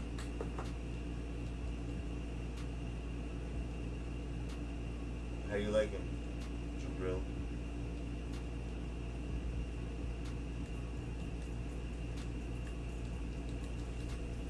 Who's that, Jason Williams? What are you doing? He wants to be smart. Now you just fucked up, little boy.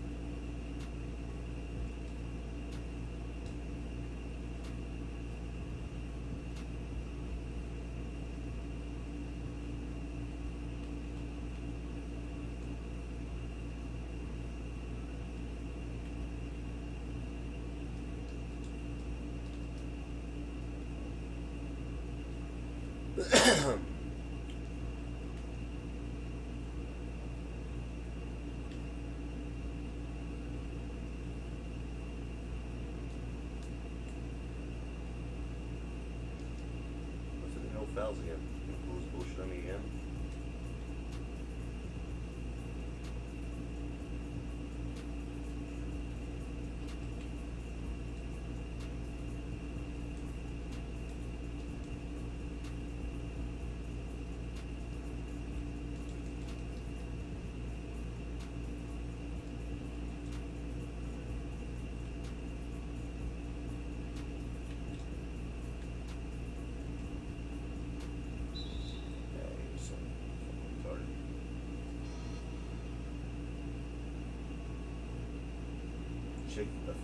Chick-fil-A? What about Chick-fil-A? You like that place?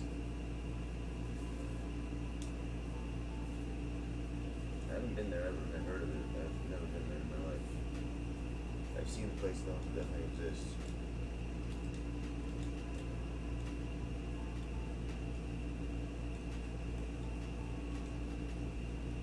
Chick-fil-A.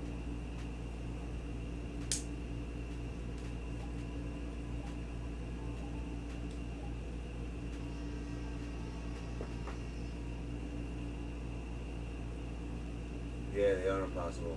I agree with you. I don't think anyone's gonna have. Does anyone even have taco? No one even has that card. I don't think anyone's getting that card.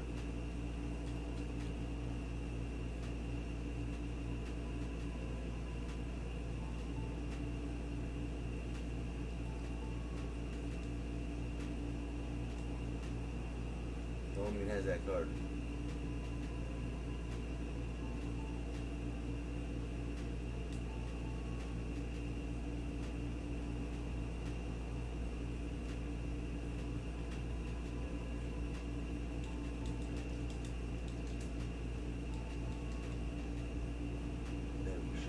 It's fucking hilarious. Literally.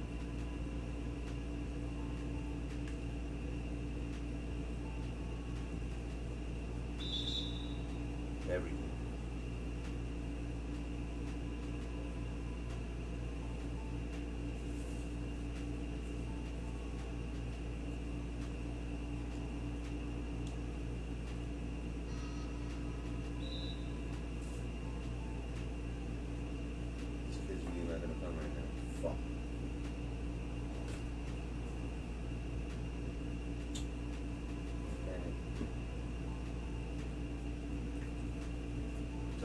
Yeah, the challenges are ridiculous.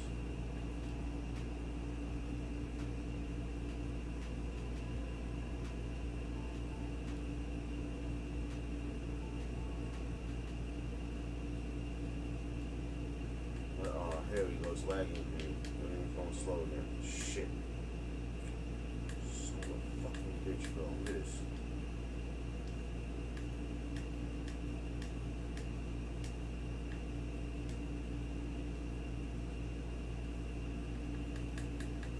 long it takes you to go down?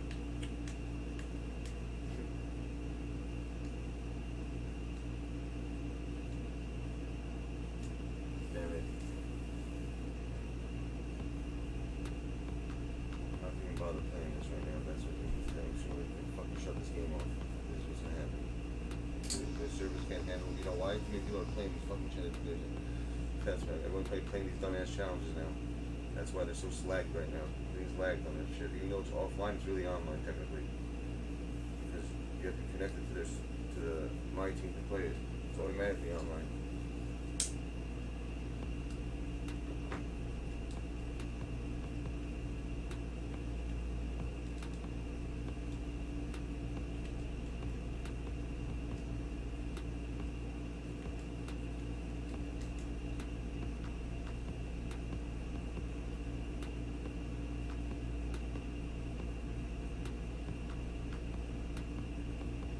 Most likely, yeah. I'll probably get it.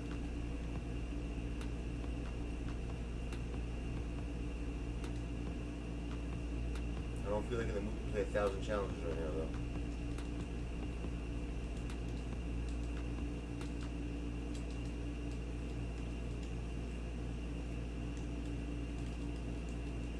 You know what I mean? That's what they make you do. They want you to play 1,000 challenges to do this shit.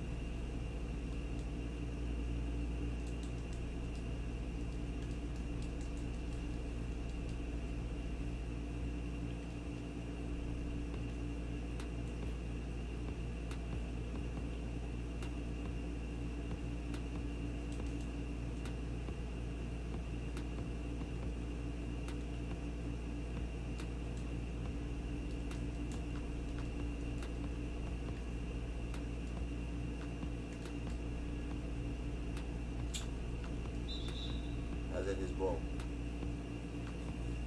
One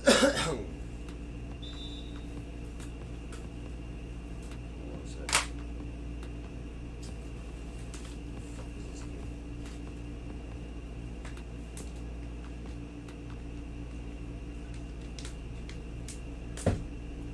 I think, yo, you guys want to see those videos? You want to see some good videos? The Strange, Dark, and Mysterious?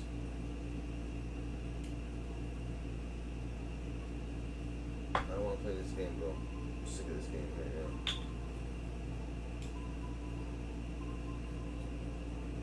It's lagging like crazy for me on all my shit. I can't, I don't know, you know, I don't know. I don't like playing when the server, when I like go into a menu and it takes me 15 seconds to go down one slot. It's absurd.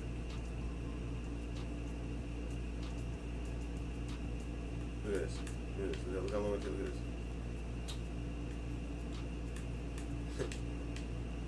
Like, whenever the menu here is lagged, there's something wrong with the fucking game.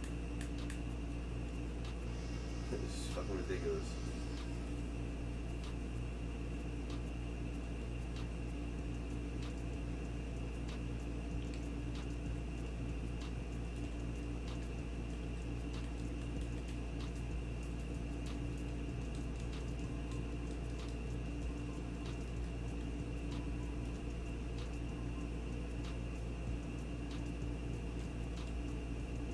How do you miss that?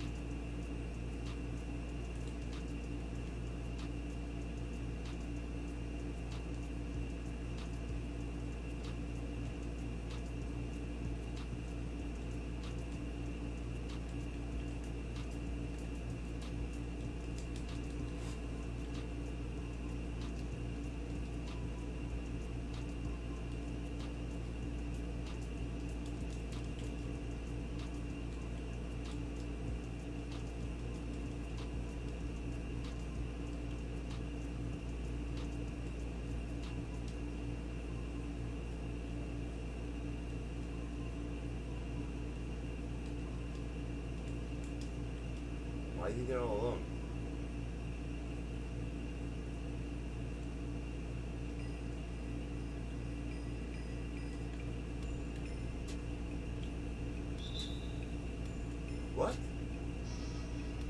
No foul, bad of bounds.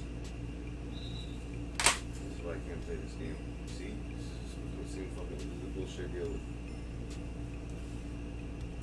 Straight stupidity, bro. I didn't do any of the challenges, bro. I think it's a waste of time. I think I'm going to the reaction videos. I don't want to play this game right now. Maybe should I finish this game even? I don't even know if I'm serious. I don't even know if I want to play the game. Alright, just do videos, I think.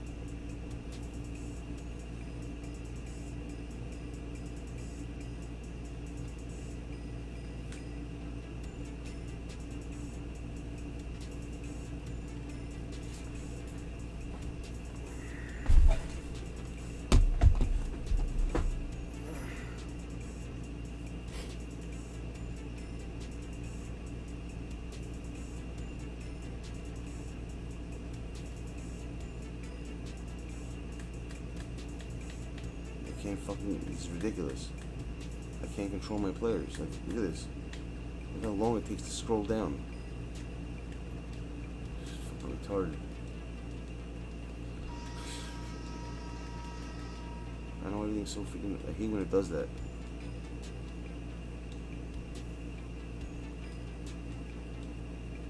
And when I'm controlling my players, they're not stopping right. You see, like, they're lagging. Like, they're not, the joystick in the game is not synced.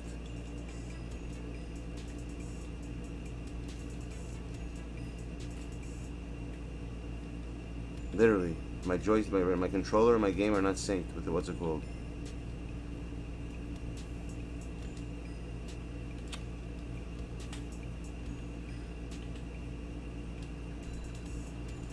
And he's like on turbo speed. Look at his fucking game. It's fucking ridiculous. But this is legit no sync right now between my controller and the game. It's like totally off.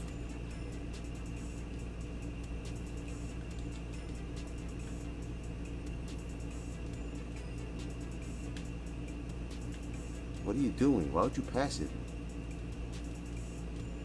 Fucking game is retarded, bro.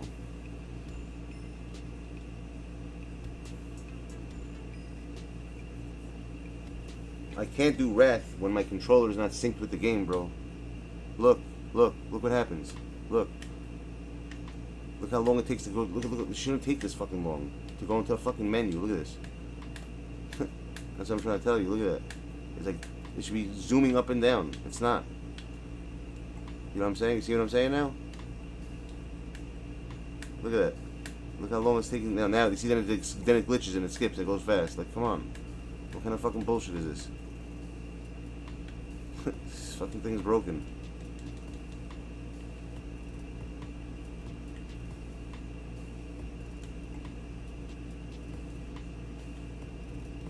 You shouldn't have to fucking do that. It should be fast all the time, the menus.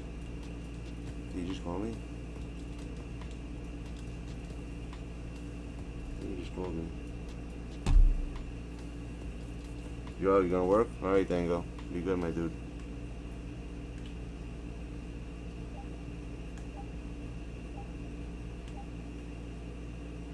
But the shit legit is like slow, super slow right now. Like super slow. What the fuck is this? Dismiss. What is that? Like super slow.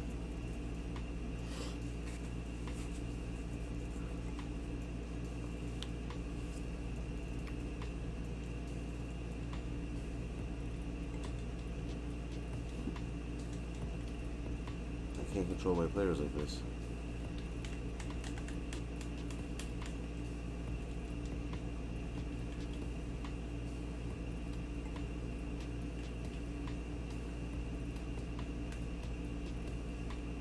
How do you see what I'm saying? Like, you can't. This fucking game is so. Like, how do you miss that? This kid who I'm playing is really lucky right now. My game is lagged. That my fucking buttons are not responding correctly.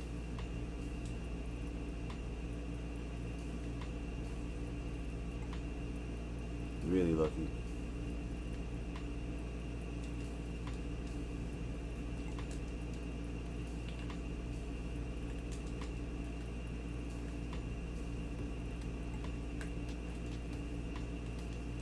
What are you doing?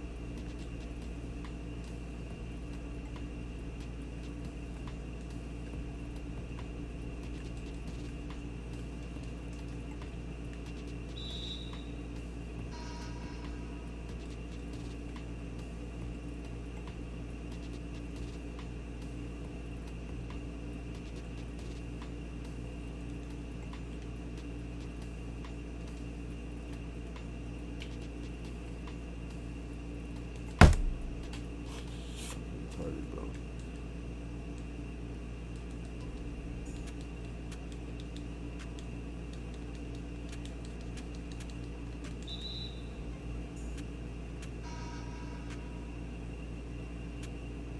No, it's not that, bro. The game right now is on. It's I don't know. I think there's too many people on their servers right now doing those challenges. So like everything is slow right now. Like all the menus are slow. Look at that. When I'm dribbling, it's not responding correctly. My guys are like still running when I stop. Like look at this. See, look at the way. Look at the movement of the player. You see what I'm saying? Pay attention to the way my players are moving. Like they're like skidding. They're like skipping frames. Doesn't make any sense. My shot stick's not on point when I'm shooting. I feel it. I have to like hold it a little longer in order for the shot to go through.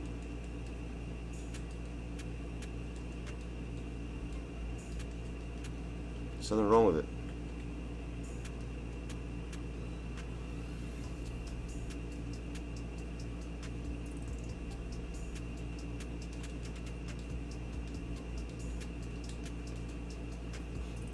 Everything's like in slow-mo right now.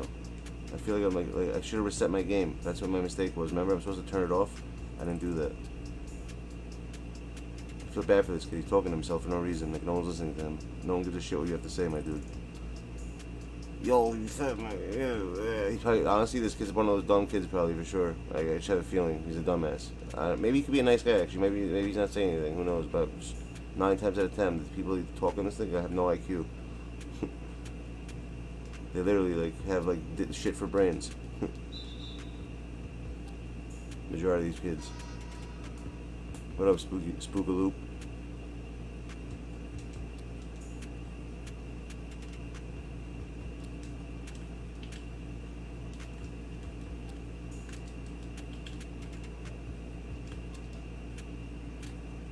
I can't control my players correctly. It's fucking crazy. That's why I don't want to play right now. I don't like playing when the game's lagging like this. It's too broken.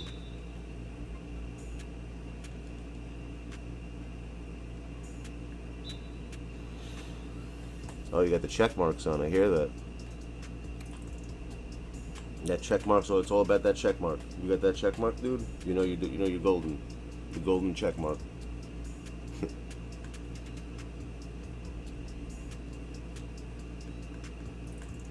Let's see this nonsense. What else we got on this fucking BS? Thong breaker.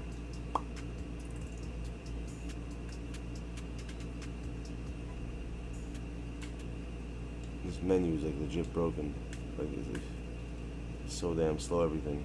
It's insane. You really can't? Why do you think it's like that?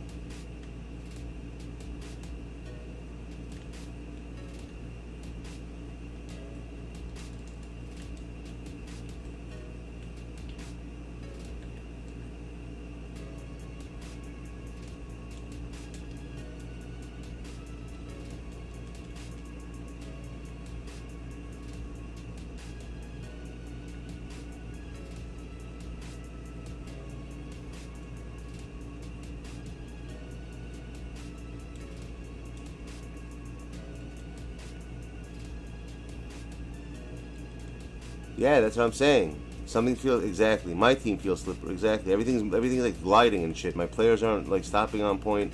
Something's not right. Something's off about the game right now.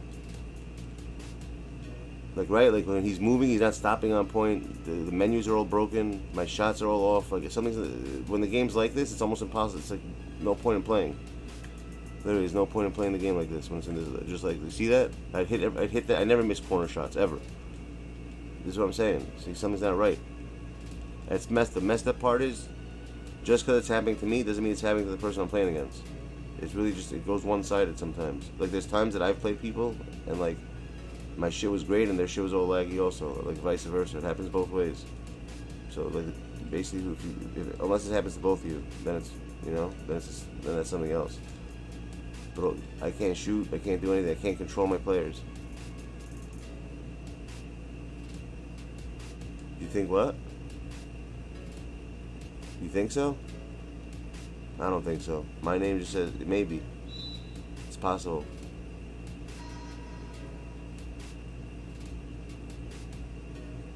Yeah, that's what I'm saying.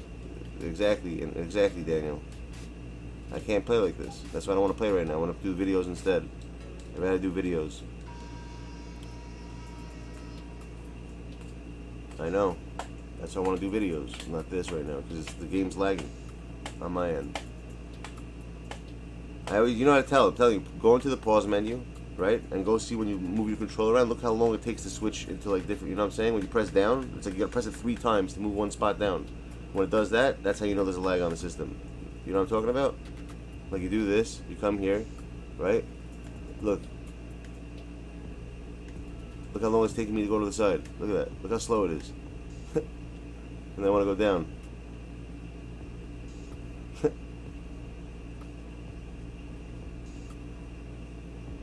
Look at that. You see what I'm saying? Look at this. It should be going like super fast. You know what I'm saying? Like it should be zooming up and down the way it usually is. But look at this. Look how look, this shouldn't be doing this.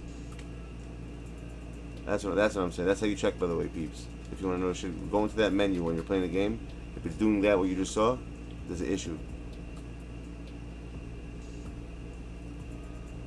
And it's weird because you can't really see it in game. It's more like when you control your players, the movement like is weird. Like they don't stop right. They're not stopping correctly. There's something off of like that the way they move.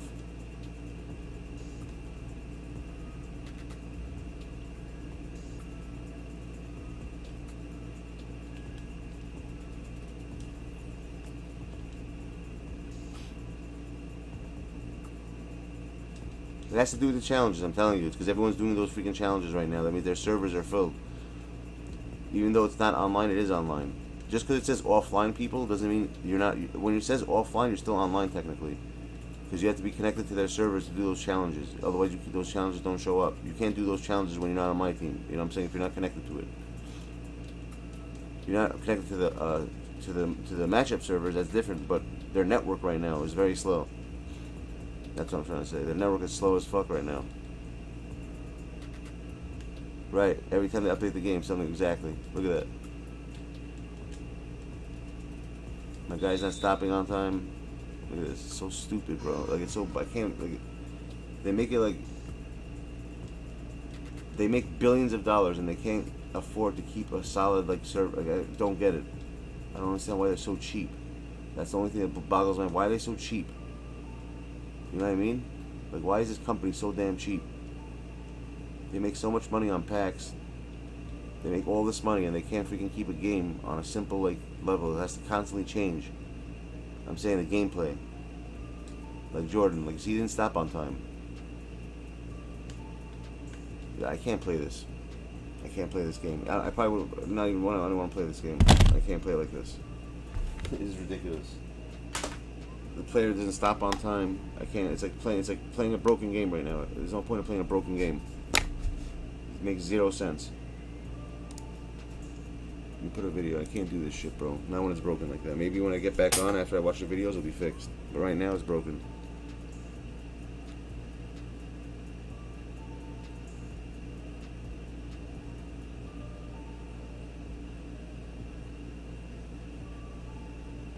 Alright, what are we watching right now?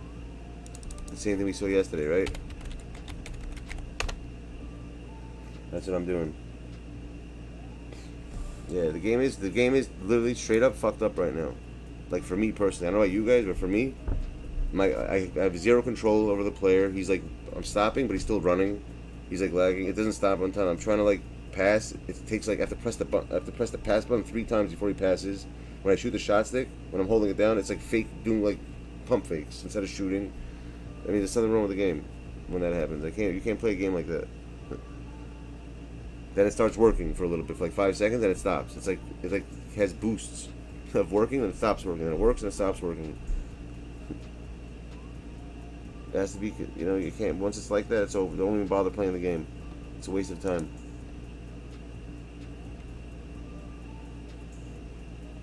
Literally a waste of time playing like that. Makes no sense. Alright, I found the video.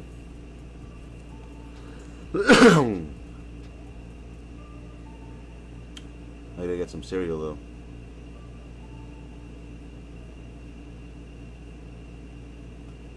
Yo, you remember the title of the titles was yesterday? The titles we used was it? It's things that are scary true stories, right? No. It was something about people lost in the woods or something, right?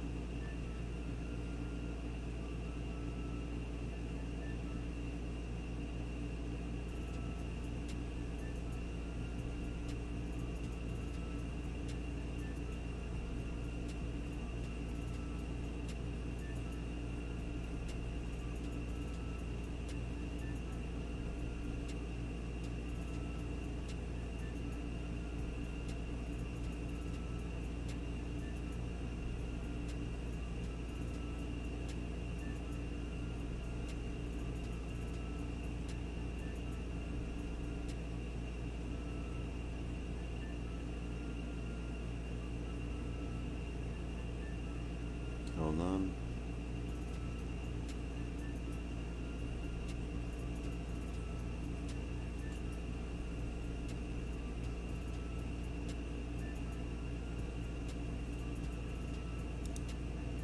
There's a good reason why so many movies that are designed to be scary are set in the woods. Really, the woods at night.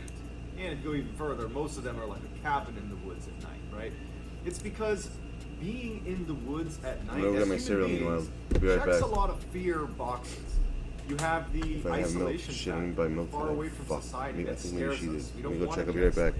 You feel more vulnerable that way. You know, it checks the darkness fear factor. As humans, we're mostly afraid of the dark because you don't know what's around you or what's looking at you. You know, you don't have the advantage of, you know, city lights beaming in. You're kind of probably removed from lots of light pollution, so you're kind of like in total darkness. And I think the third fear check in the box would be the fact that it's easy to hide in the forest.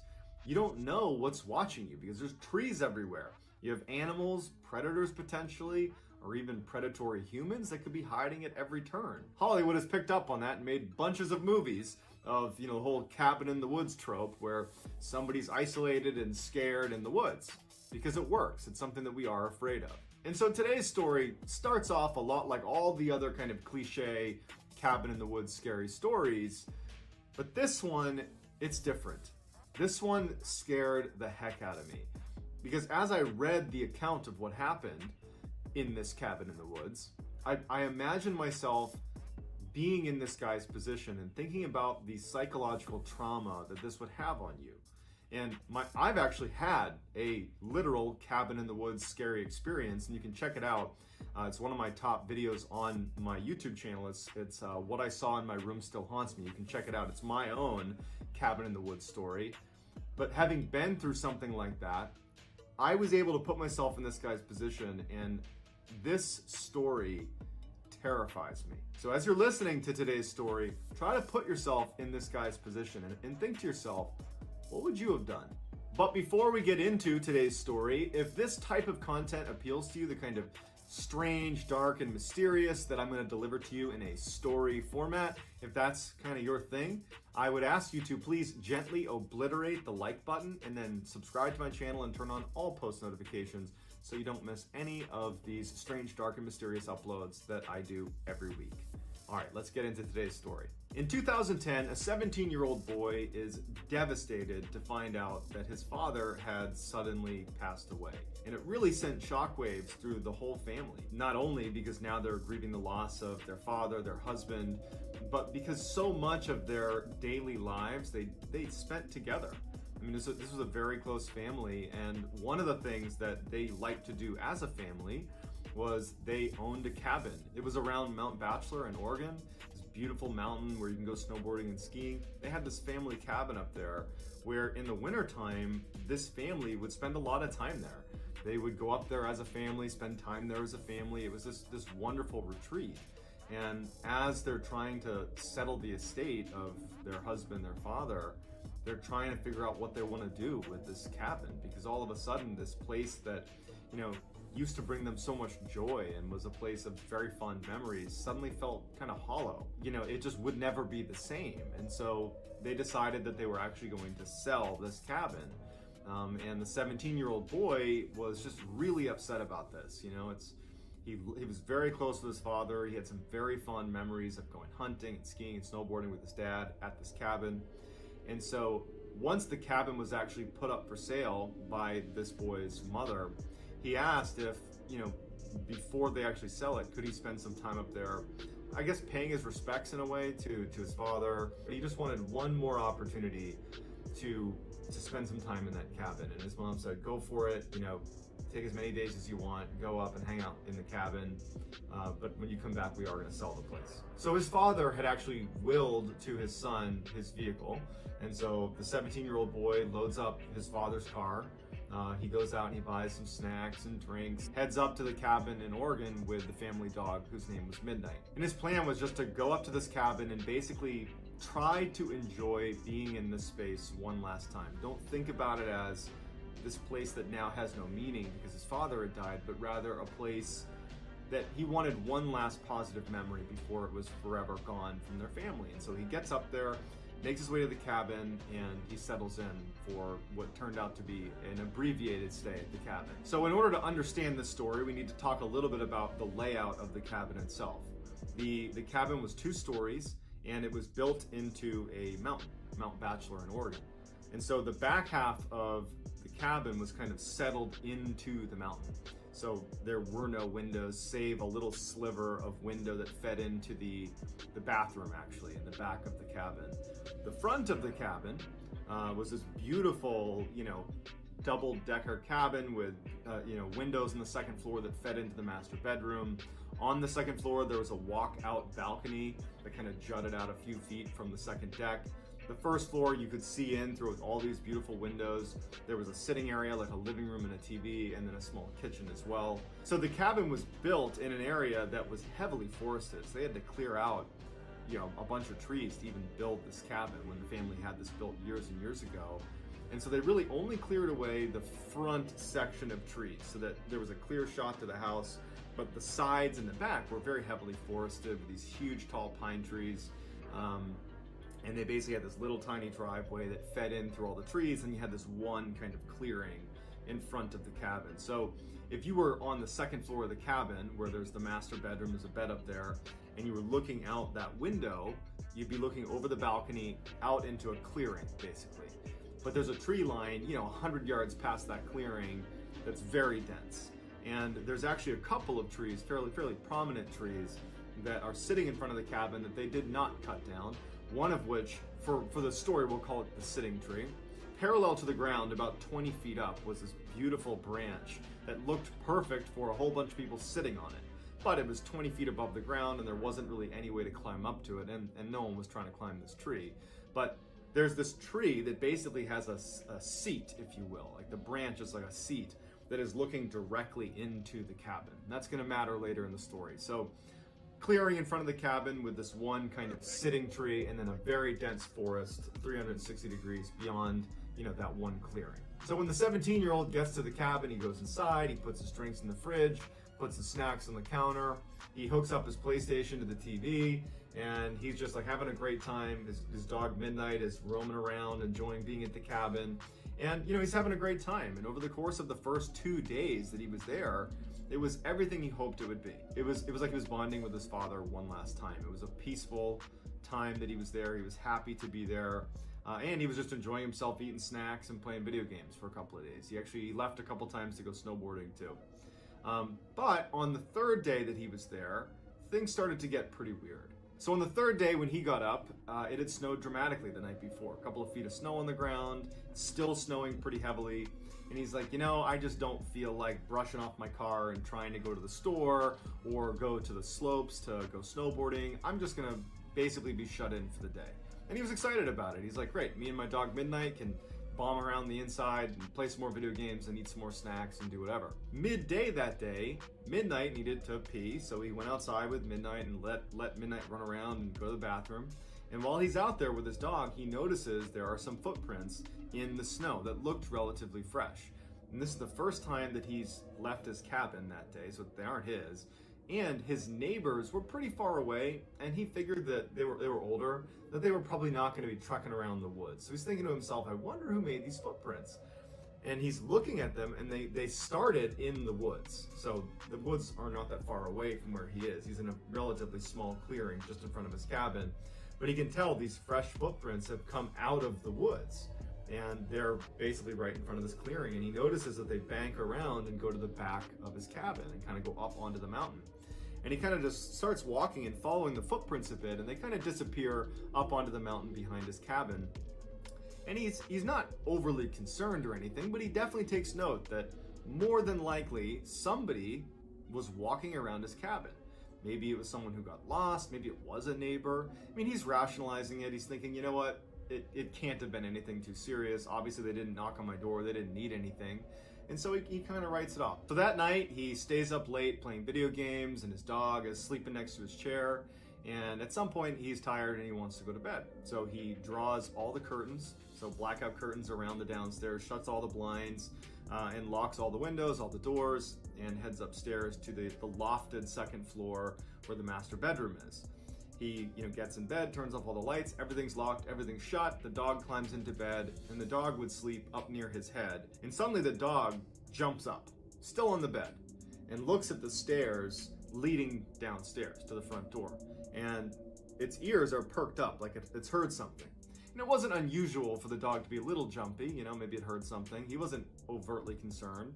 But when Midnight, the dog, jumps off the bed and sprints downstairs after having this sudden alertness, and he's listening, now he is a little bit worried. He's thinking, well, I saw footsteps yesterday walking around my cabin, and now it's the middle of the night, and my dog is downstairs acting like it's heard something, and he hears the dog, Midnight, pacing around the downstairs, like back and forth, back and forth, back and forth.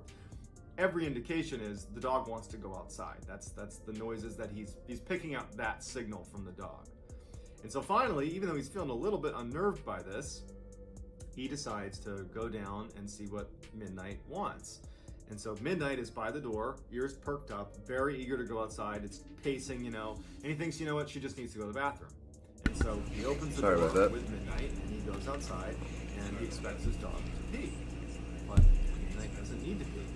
Midnight starts kind of stalking around the corner and looking out across the clearing towards the sitting tree in that direction, and it just stops.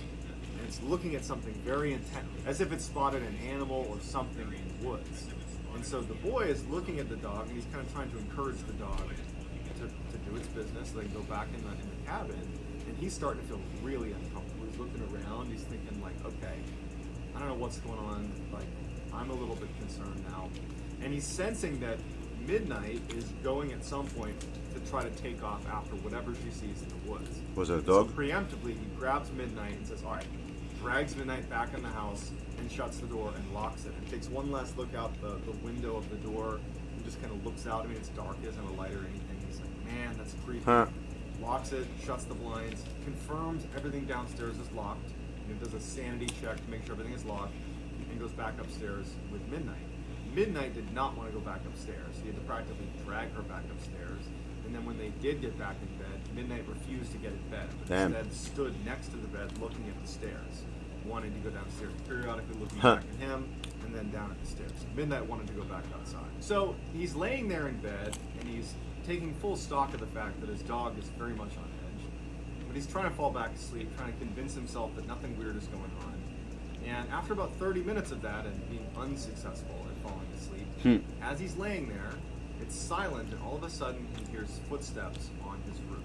What the fuck? Now the roof is right above his head. I mean, he's on the second floor. There is no attic. The roof is right there. And he hears about 6 footsteps. And he actually described it as something with hooves. And his dog instantly looks up as well. And they're both watching the ceiling as what sounds like hooves walking along the roof of this cabin. And it was so distinctive that immediately what he's thinking to himself That's crazy. How could a deer or a moose or something get on the roof? It can't. No, how can it? There is no way unless you like leapt from a tree or had a ladder for you to get on the roof. And how did we not hear if they leapt from a tree or a ladder even? How didn't we hear a loud slamming sound when they first landed on the roof?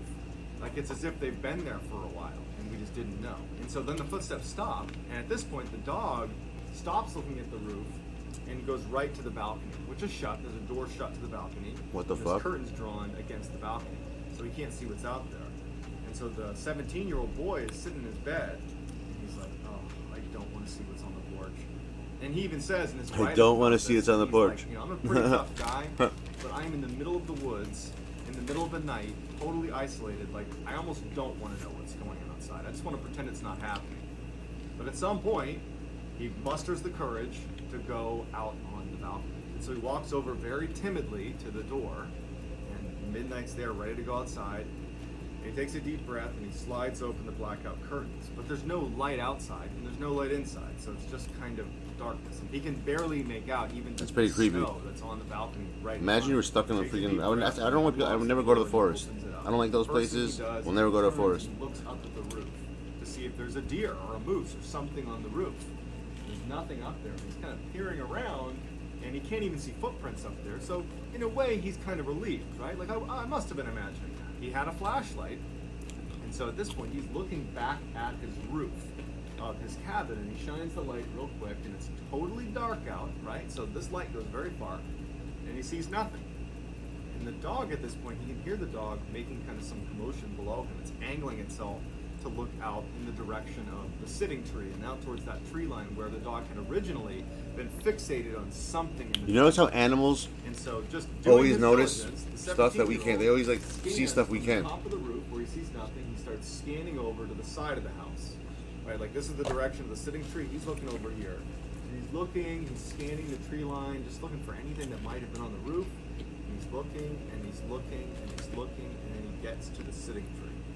And his flashlight stops on a man crouched on that perch. What the hell is that? Is that a real picture? Who looked very tall. He had his hands holding onto the branch right above him. What the fuck is that? And he's holding onto the branch, and he's looking directly at the boy. Unblinking, 100% focused on him. He's less than 50 hands holding on. Looked very on a man. Yo, what on earth is that? Is that a picture that the guy took? That's crazy. Yo, look at that. Look at its body. Yo, that's creepy. Does anyone know what do you think that is? Damn. Crouched on that perch, 20 feet off the ground on the sitting tree, who looked very tall. He had his hands holding onto the branch right up. What on earth is that? This is the picture from the kid's camera. Exactly my point. That's exactly what I was gonna ask you. What the fuck would you do if something like this just popped up and be like, I'd be like, yo, I don't know, you know what? I'd probably go fight him. Because at that point, I'm dead anyways, right? At least let me go out as a man.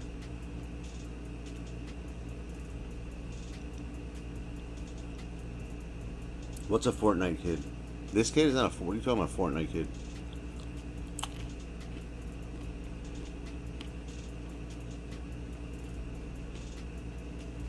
Like, look at that. Like, what on earth is that? That's scary looking. Above him, and his mouth is open. And he's holding onto the branch, and he's looking directly at the boy. Unblinking, 100% focused on him. He's less than 50 yards away from him.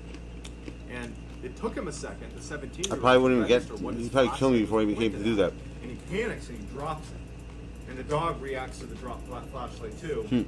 And because he's alone out here, he needs to protect himself. Quiet like a man. He scoops that light back up, and he shines it one more time to see, like, holy cow, like, what did I just see? Listen, I'd be scared shitless if I saw something like that. I don't care anyone. I mean, obviously, who wouldn't be? At this point, so he grabs his dog, throws Midnight back into the cabin, runs back in, shuts the door, locks it, closes the blinds, turns off his light, and literally gets back in bed with his dog, and he's now basically cowering on the bed. Petrified. So at this point, they're sitting on the bed. Midnight is no longer acting like she wants to go outside. I think she's picking up potentially on the paranoia. Okay. At this point, the boy and his dog are sitting on the bed, and where's his parents? Scared at this point. Midnight. It was fearsome while she was outside, but now that she's back inside, she doesn't want to. Hey, where the hell's this kid's parents? She's rubbing up against him. She doesn't want to go anywhere. And they're sitting there, and the boy, I hear all that. he's thinking to himself is, did I really just see that? Exactly. He looked like an unnaturally tall man. How did he get in the tree? That's 20 feet off the ground. Wow. Climbed there's it? no way to get up into the tree. And why was it sitting there with its mouth open, staring at me? And who was on the roof? Was anything on the roof? Right, it was probably that guy. If this thing can get 20 feet up into a tree, it certainly can get on the roof of my cabin, I would imagine. But what was it? So he's having this type of thought process, and he's realizing, too, that it's not that late in the night. He still has hours until the yeah, sun's gonna come. a lot of hours. And as he's basically panicking and feeding off his own paranoia, and it's getting worse and worse by the second, he hears tapping on the door, on the front door of his cabin. Shit. And his heart sinks. He and his dog kind of look in the direction of the tapping, and he knows he's not going to go. Well, Yeah, obviously. he knows the door is locked. He knows everything is locked. He's Locked. panicking that maybe it wasn't, but he knows he locked it. This thing could break right through the door. Sounds like a finger tapping on the window. At Ew. some point, the tapping stops, and he thinks, okay, maybe they'll just go away. And then he hears what sounds like footsteps outside, and then tapping begins on the side of his cabin, not the front door anymore, like the wall of the cabin. What the Sounds a fuck? lot louder. The tapping continues up the side of the house, and then it stops. He's sitting there, and he's thinking, whatever this is walking around my cabin. It's like crawling. And then he hears tapping on the little slit that is the window that feeds into the bathroom that's right behind the bedroom that he's in Shit. right now. 6 feet away, maybe 10 feet away. Wow. Whatever this thing is, it's now literally just a small pane of glass away, tapping on the glass. So now he's petrified. And he's just hoping that this thing goes away. It doesn't. Obviously. It goes to the other side of the cabin. It starts tapping on the wall on the other side. That's nuts. He makes it all the way back to the front, where it begins tapping on the glass of the front window, back to the door. Yeah, that guy's Just fucked. thinking like whatever this is walking around. It's my game over. house, It's GG's for him, as you would say, right? It's GG's for him. And all the tapping stops. His heart's racing. It's the middle of the night. He's in the middle of the woods somewhere. He's totally isolated. And then it's like his worst nightmare comes true. The thing pops up in front of him. Footsteps on his balcony. Oh shit. Tapping right on the big sliding glass doors of the door. What the fuck is that? And he knows that right behind a blackout curtain and a pane of glass is this tall man, more than likely, right on his balcony. Shit. Tapping on the balcony goes on. Tapping or knocking? And all of a sudden it stops. And he's just waiting for it to open the door and come inside. Or just break the door. It doesn't. Instead, it goes on the roof. It starts tapping on the roof. Why is it doing that? Maybe he's trying to see where he can break in from? Continues all night. And so finally, the sun comes up. And he hasn't slept. Oh, wow. And he finally gets the courage to go over to the balcony and open up the curtains and see what's out there. Why, the sun? Because there is nothing out there. Obviously. There's footprints as if someone had been pacing on the balcony all night. He opens it up. Finally, he jumps out and looks up on his roof. There's nothing on his roof. You can see all these footprints on his roof. He looks down. What the It's fuck? a racetrack of footprints all That's around scary his as house. fuck, man. Someone had been basically stalking his house all night, and the footsteps retreat all the way to the sitting tree, and then go back into the woods. He packed up his stuff, Yeah. left, and he couldn't have been happier that the family sold that cabin because he was never going to go back. Wow. So to this day, he has no idea what it was, and even if it was just a person who was tapping on your windows and your walls, Yeah, it's creepy for anyone who does that. and your balcony, even if it was just a human being doing that would be horrifying. Let alone if it was something else. That's a 2 for sure. Big If 2. you want to check out my video about my experience, it's on my channel called What I Saw in My Room Still Haunts Me. It's eerily similar to the one that I just described of this 17-year-old in Oregon. And so Wow. I'd love to hear in the comments. It's always these places like Portland, Oregon, all these weird fucking places where this shit happens. You don't hear stuff like this in New York, right? It's always in these weird like. Something else. So let me know in the comments. I'll try to get back to as many people as I possibly can. If you haven't already, please, if you like this story. That's crazy.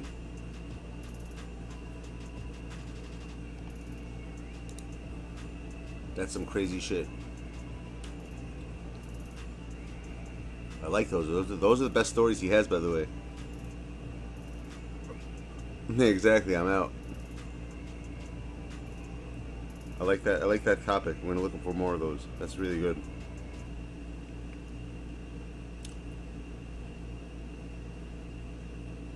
The chat room kills people? Nah, that sounds crazy. The hell is that? What? The guy looked like his head got bitten by a freaking killer whale.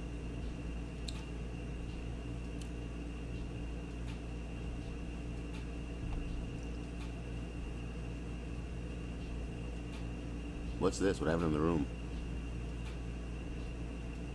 This box will kill you?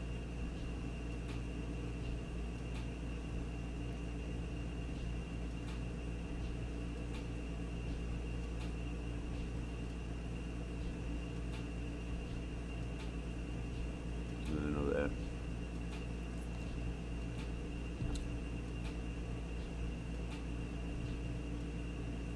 Read top 3 signs of alien life. There we go. The Pentagon just quietly confirmed the 2 leaked videos from 2017 that showed these strange objects whipping around our atmosphere are totally authentic, and to this day they have no idea what they are. Yeah, Before of course. I get into Pennsylvania, today's list, definitely. If you're a fan of the strange, dark, and mysterious delivered in story format, then you've come to the right channel, because that's all we do, and we upload 3, 4, even 5 times every week. So if that's of interest to you, please order 8 large pizzas to the Like Button's house and tell the store you'll pay cash at the front door. Also, please subscribe to this channel and turn on all notifications so you don't miss any of our weekly uploads. All right, let's get into today's stories.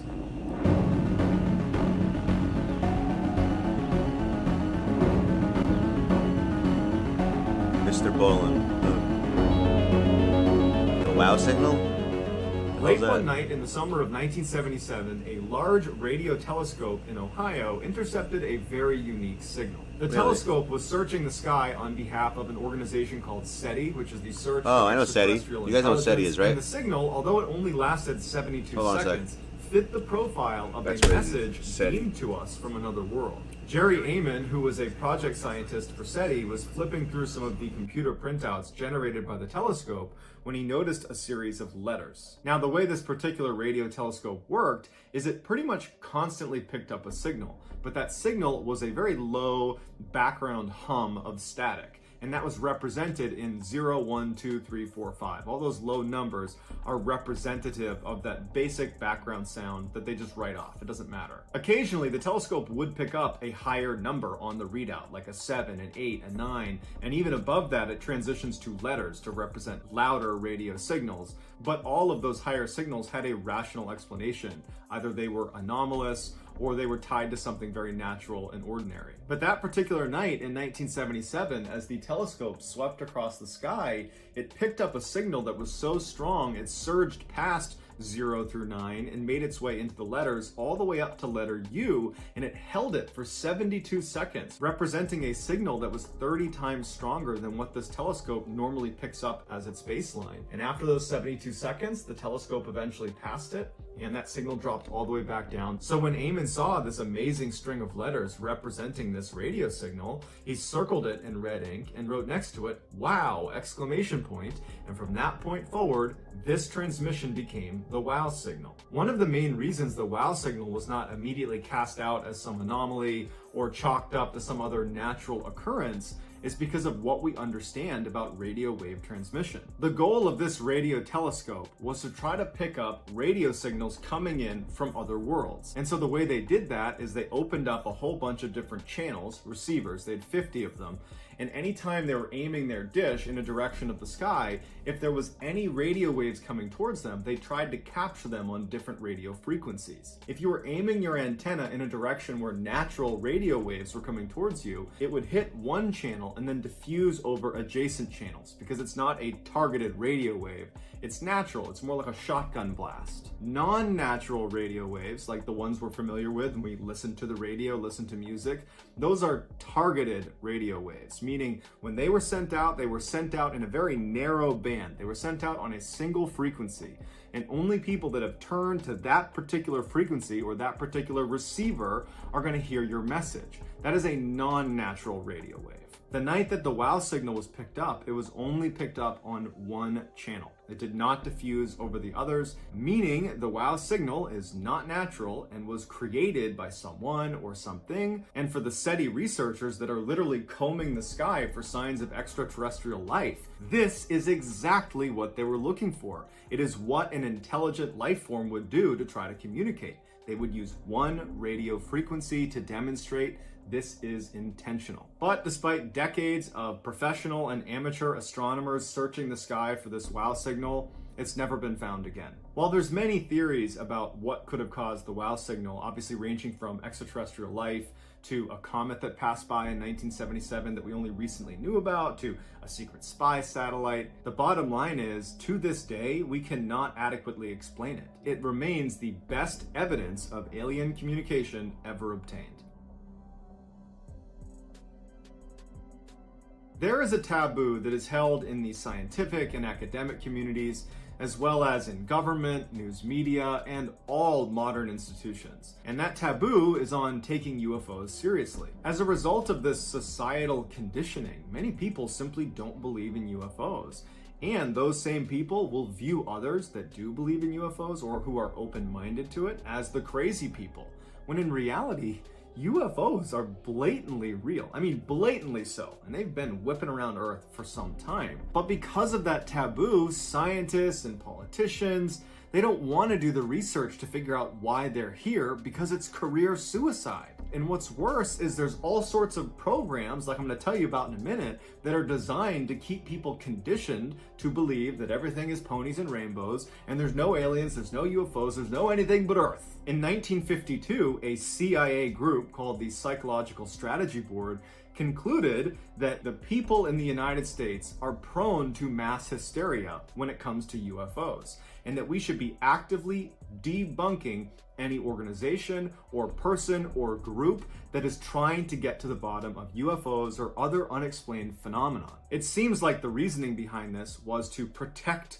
the public from themselves. They did not want the public to discover something as momentous as the discovery of a UFO that is connected to extraterrestrials or some other unexplained phenomenon. They didn't want the public to discover that. They wanted the government to make that discovery so it could be controlled, the narrative could be controlled, and they could protect the public from falling into mass hysteria. Now, while we don't know if the government actually listened to this recommendation and began aggressively censoring any group or organization that was trying to get answers about UFOs, what we do know is that the government at the same time was investing real money to do their own research about UFOs. In December of 2017, the Pentagon had to come out and confirm the existence of a particular program called the Advanced Aerospace Threat Identification Program after 2 of their videos had been leaked. This highly classified, highly controversial government-funded program investigated UFOs. The 2 leaked videos were filmed by American service members, pilots,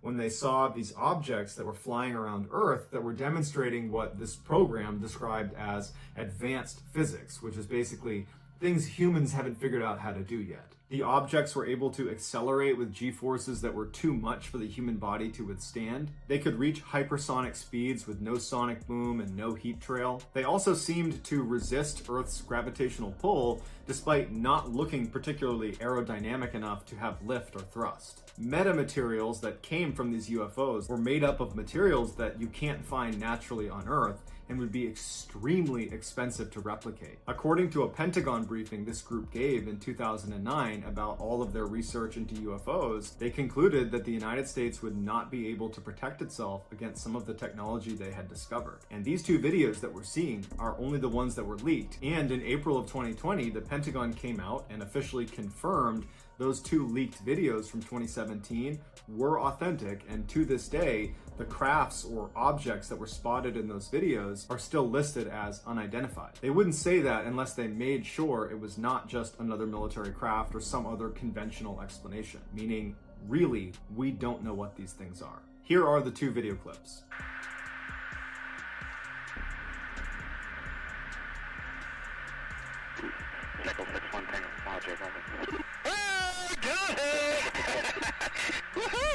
Roger, there's troubleshooting.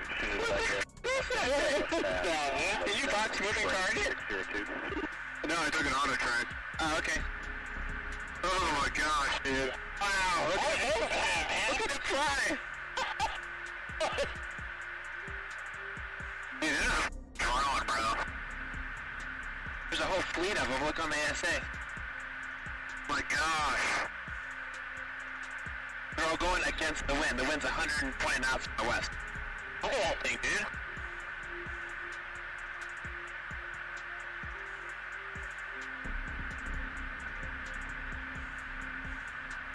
That's not our LNS though, is it? It's not. That is an LNS, dude. Well, if there's like... Look at that thing.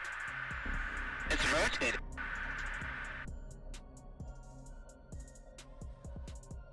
Just 30 years ago, we had not discovered a single planet outside of our solar system. Today, we've discovered over 4,500 of them, and of all those planets we're discovering, 1 in 5 of them, scientists now say, are most likely habitable. There's really 2 criteria for a planet to be considered habitable. 1, it needs to be rocky, and 2, it needs to fall into the Goldilocks zone, where it's in its star's orbit in a place where it's neither too hot or too cold, allowing water to be in liquid form. One of the best chances we have so far at finding life on another one of these habitable planets is a planet called Ross 128b.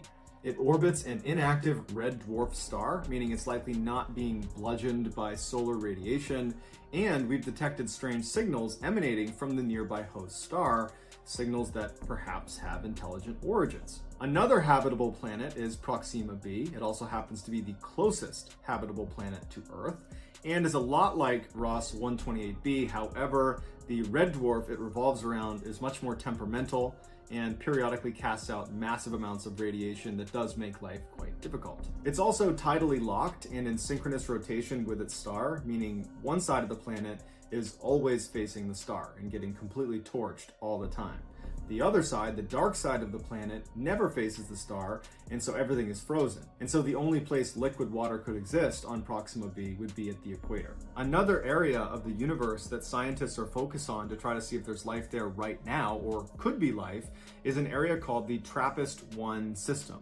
It's actually 7 different planets, all of which are considered habitable, that are orbiting around this one particular red dwarf. The really cool thing about this particular system is that the 7 planets are super close together. So close that if you were standing on one, you could look up and see all of the others, and you're so close, you could actually make out geologic formations like mountains, and you could see clouds, and in theory, you could actually travel between the different planets. So imagine going on vacation to another planet. But to really get you thinking, a new study just released its results this month in October 2020.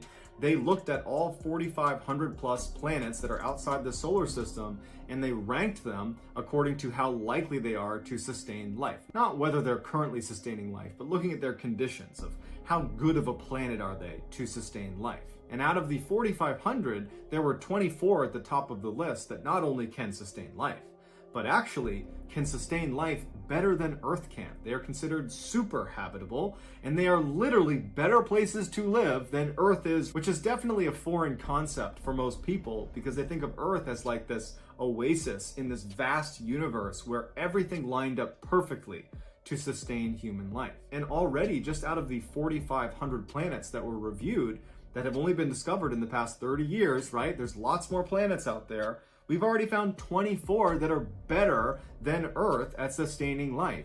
So what happens when we discover there are millions, if not billions of planets out there? Just probability alone says there's going to be a heck of a lot more planets out there that are better at sustaining life than Earth, which really forces you to come to terms with the reality that almost certainly we are not alone. So that's going to do it, guys. I hope you enjoyed today's video. Let me know what you thought in the comments, and I will pin the best comment at the top of the comment section. If you enjoyed today's video and you haven't done this already, please order 8 large pizzas to the Like Button's house and tell the store that you'd like to pay cash at the door. Also, please subscribe to our channel and turn on all notifications so you don't miss any of our weekly uploads. Whatever the hell that was. If you want to get in touch with me, you can direct message me on Instagram or on Twitter. My username for both platforms is the same. It's JohnBallin416. I also have a ton of content over on TikTok where my username is no idea what the hell that was, though. If you have a story,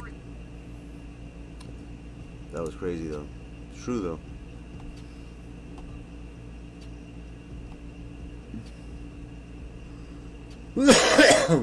Let's Let's see the top 5 guys. He actually has some good stuff also.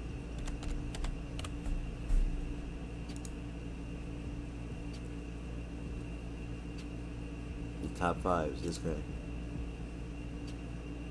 He lets you watch his stuff at least. 5 turn goes in, they'll make you keep the lights on tonight. Come on.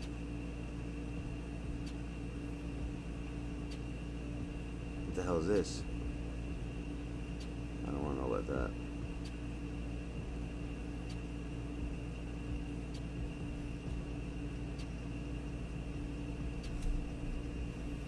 Yo, what do you guys, what kind of, you want to see some, what's it called? Like paranormal, what kind of shit you guys want to watch? What are we in for right now? I'm not watching that, because I don't know what that is, and I don't want to get my stream shut down, like yesterday in Middle Clyde. I can't just watch random stuff like that. It doesn't work. I have to only watch people that allow me to do it. Yesterday I was streaming some random thing, and they shut my video down in the middle of my stream. I didn't get a copyright strike, but they just shut my video down. Literally, mid-stream. It's like it says, the live stream's unavailable, and then I have to like switch it in order for it to like come back on.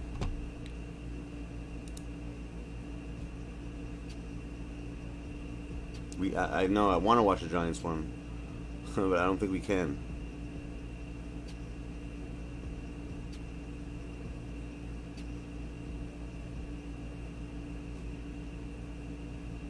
What's this?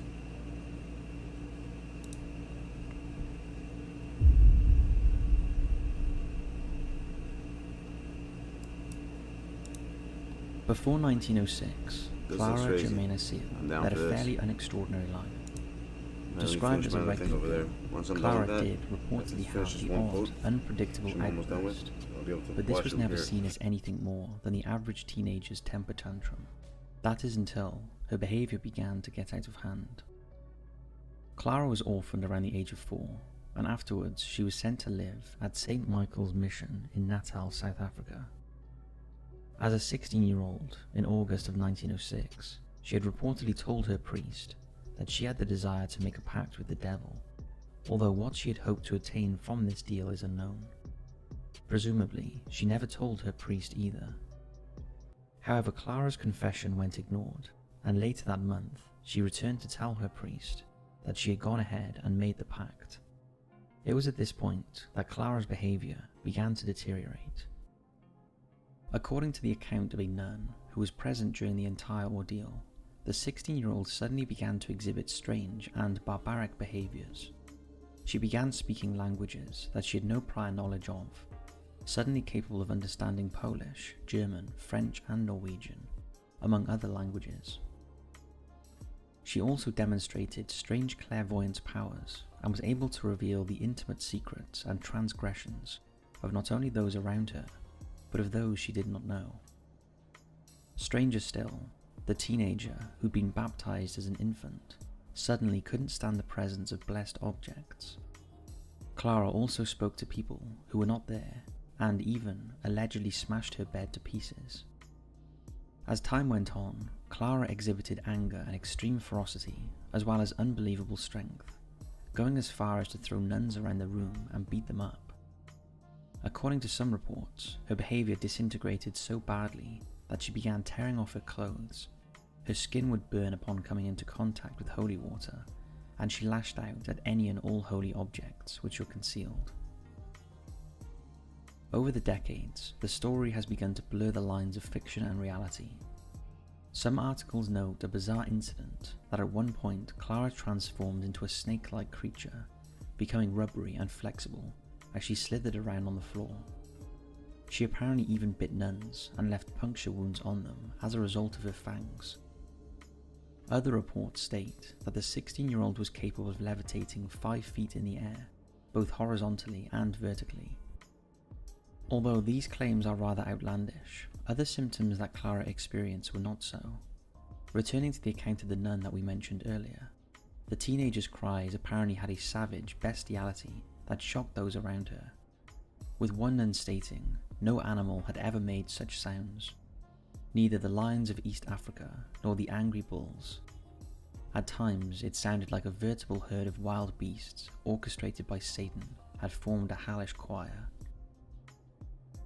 When sprinkled by holy water, Clara is said to have come out of a possessed state, but not for long, often retreating back into it moments later. According to the Lutheran Pastoral Handbook, the symptoms displayed by the young girl were more in line with demonic possession than they were with mental health issues. At one point, Clara allegedly said, "Sister, please call me Father Erasmus. I must confess and tell everything. But quick, or Satan will kill me. He has me in his power. Nothing blessed is with me. I have thrown away all the medals you gave me." And later, "You have betrayed me. You have promised me days of glory, but now you treat me cruelly."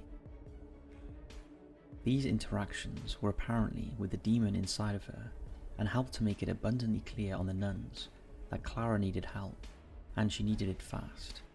As a result, several Roman Catholic priests were called upon to perform an exorcism. Reverend Mansuetti from St. Michael's Mission, and Reverend Erasmus, who was Clara's confessor.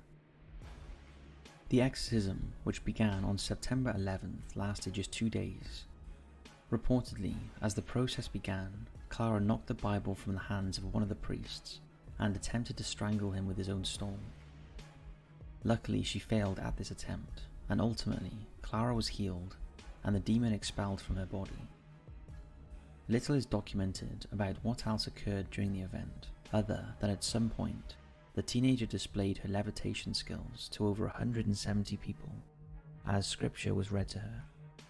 Although by mid-September, Clara was free from possession, she reportedly entered into another pact just months later, in January of 1907, and the procedure started all over again. This time, when the demon was exorcised, a horrendous foul smell apparently filled the room as it left her body, which seems to be very common with demonic possessions. According to reports, Clara lived the rest of her life demon-free. She was apparently extremely embarrassed by everything that had happened and asked for forgiveness, dedicating her life to humble pursuits. Clara did die young. In 1912 she passed away from heart failure, aged just 22. When exploring the exorcisms of the past, it's easy to look at them with a more modern scope. For many it seems clear that the young girl was likely suffering from some sort of mental illness, while some people have struggled to explain why exactly Clara needed no other help after her exorcisms. For example, she was not on medication after her exorcisms or entered into a facility, etc. Others have argued that it's possible that whatever mental illness was burdening her went into a sudden and unexpected remission. Although this is rare, it is not unheard of. Online speculation often leads to the theory that Clara was simply subject to regular teenage tantrums, and that her behaviour was willfully misinterpreted by the adults around her. Perhaps in the same vein as the Salem witch trials and other famous witch hunts from the 1500s and 1600s, which are largely a result of mass hysteria.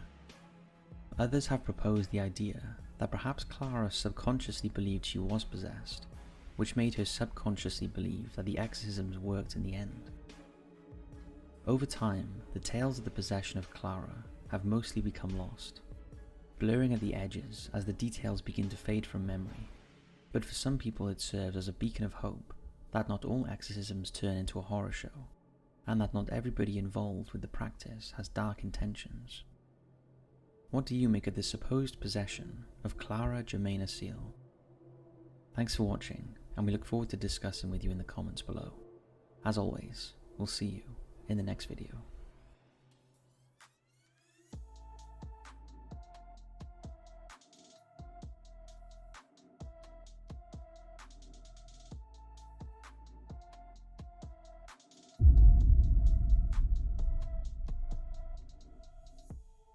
Hospitals are often the midway point between life and the mystery of death. They are also places of disease, pain, and great suffering. So is it any wonder that so much unexplained and strange phenomena have been reported within the confines of hospital walls? I am done with that. Here are 5 paranormal things witnessed inside hospitals. So let's see. As always, hit those lights, sit back, and enjoy. Barnes Hospital. Situated in Cheadle, Greater Manchester, in the north of England, the imposing facade of Barnes Hospital is so atmospheric that it was deemed to be the perfect location for a zombie film. Let sleeping corpses lie was made in 1974 and has since become a cult horror movie classic, now thought to be one of the most influential films of its genre.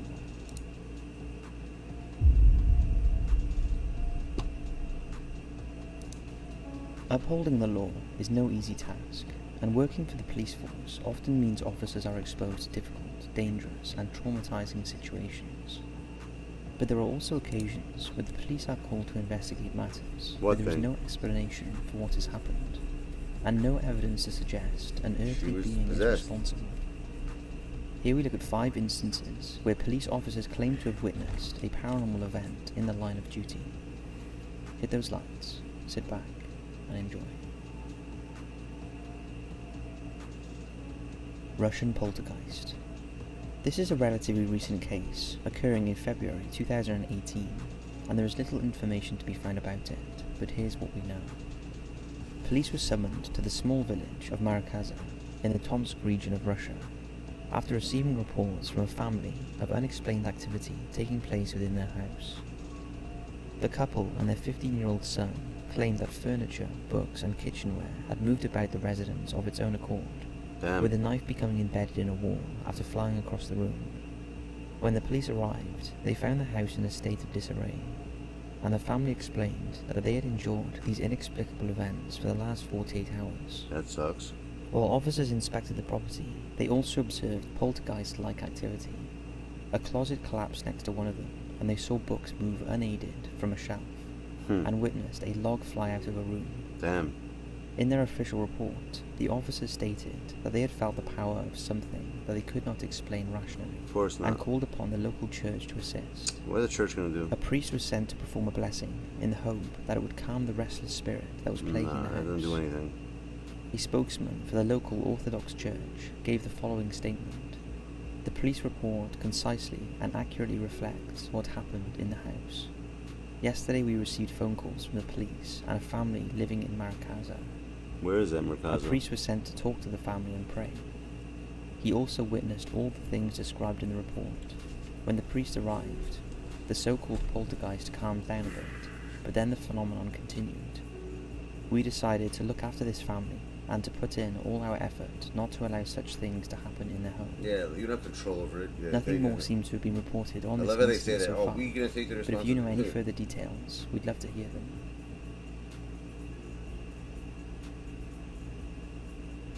Capitol Theatre in Salt Lake City.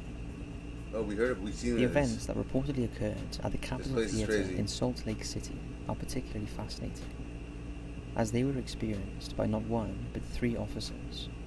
In August 2006, Officer Dave Murphy was tasked with ensuring the security of the Capitol Theatre.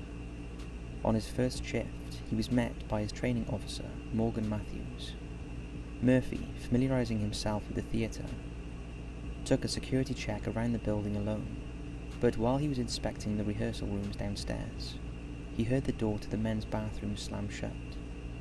Startled, he called up to Matthews to check the security cameras, but nothing appeared on the screen.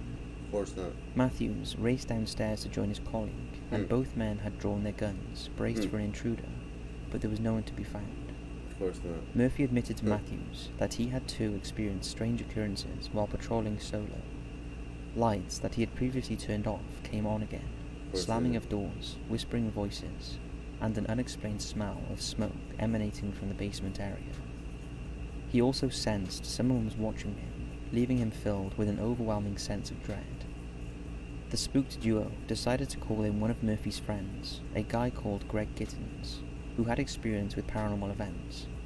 As soon as Gittins entered the seating area of the theatre, he told Murphy and Matthews that he knew the theatre was haunted, as he could see numerous figures standing around. As the 3 men walked down the basement area, Gittins sensed the temperature had increased, and he could smell burning.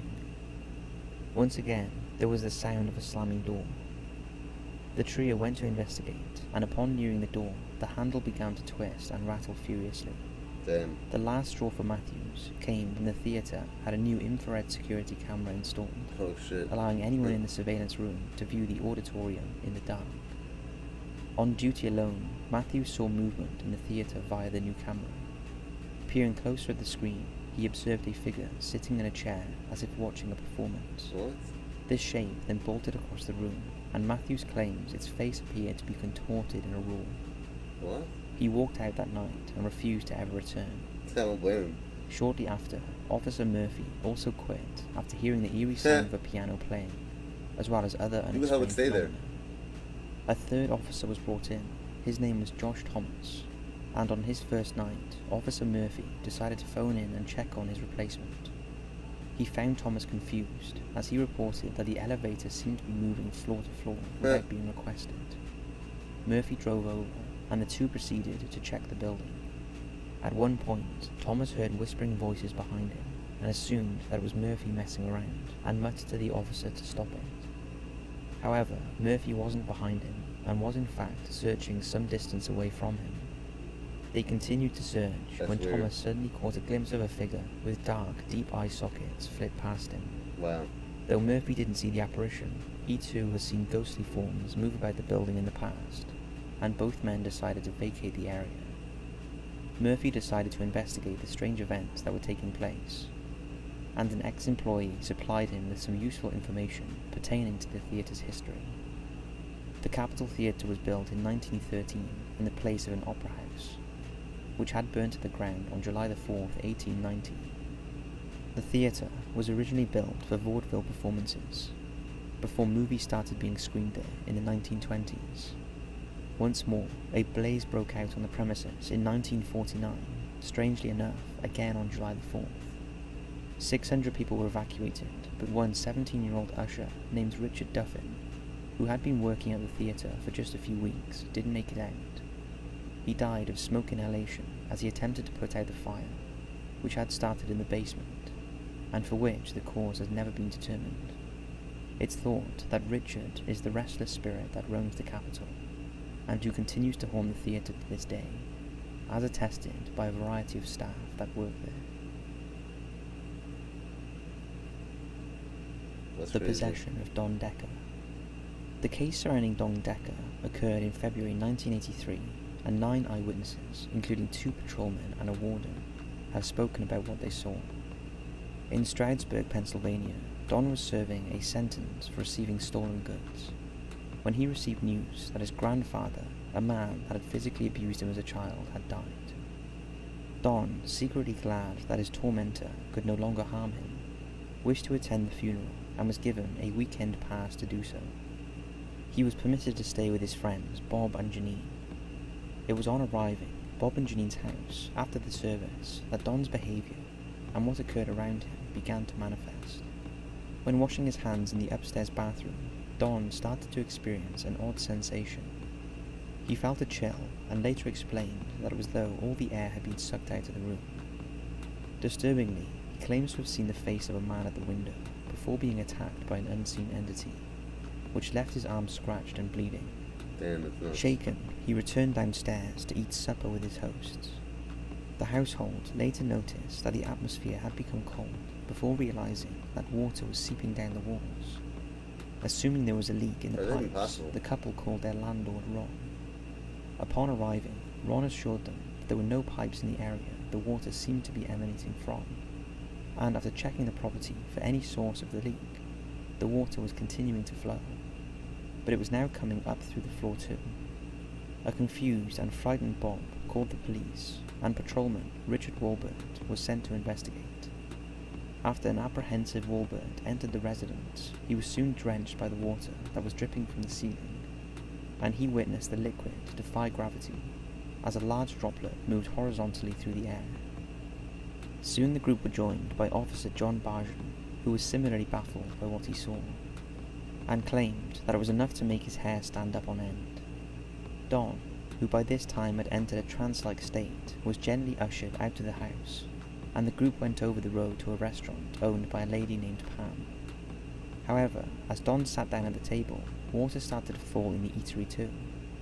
Noticing Don's strange behaviour, Pam grabbed a crucifix kept near the register and pressed it to Don's skin. Don reacted in a startling fashion, and it was clear to them all that it had burned his skin. The group left abruptly, with the water ceasing to fall as soon as they had departed. On returning to Bob and Janine's house, things got stranger.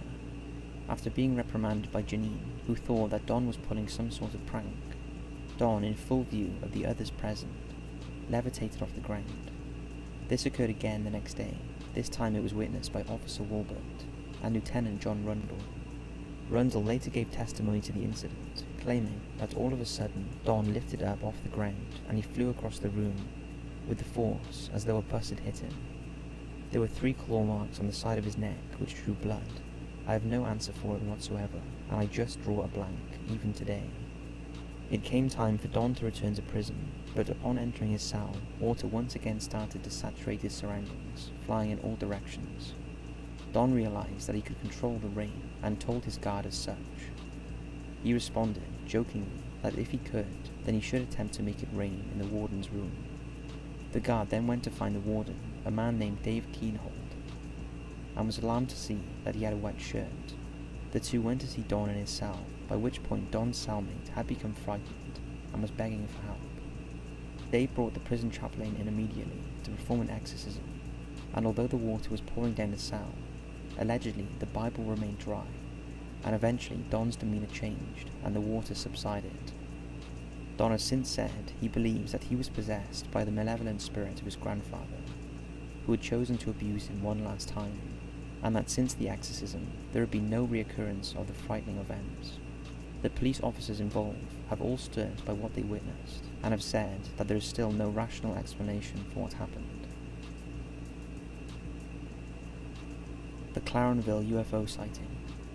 In the early hours of the 26th of October 1978, the police in Clarenville, Newfoundland, received a call from a member of the public regarding their observation of a UFO. James Blackwood, a Royal Canadian Mounted Police Constable, was sent to investigate. Blackwood was met by the individual who had reported the sighting, Chester Lethbridge, along with his wife and a few other curious Clarenville residents, who had clustered to look at the object. Upon observation by the naked eye, Blackwood thought it was merely a jet, but after Mr. Lethbridge passed the officer his binoculars, he saw it didn't resemble any aircraft he had ever seen. A disconcerted Blackwood requested that the station send over a high-powered telescope that was used for surveillance operations in order to get a better look at the object.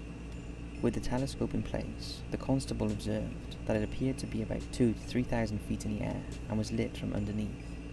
There were blue lights pulsating intensely on either side, and an alternately flashing red and white light at the top of the aircraft. It was a metallic, cigar-shaped object with a pyramid-shaped protrusion at the rear, and no visible wings or windows. The craft also produced no audible sign of an engine or rotors, and seemed comparable in size to a Boeing 737. At this point, the craft seemed to be stationary, and Blackwood decided to attempt contacting it using a high-beam light on his vehicle. The craft responded by flawlessly mirroring the flashes. After staying a total of 90 minutes, the UFO took leave of the area, leaving Constable Blackwood and the other eyewitnesses somewhat perplexed.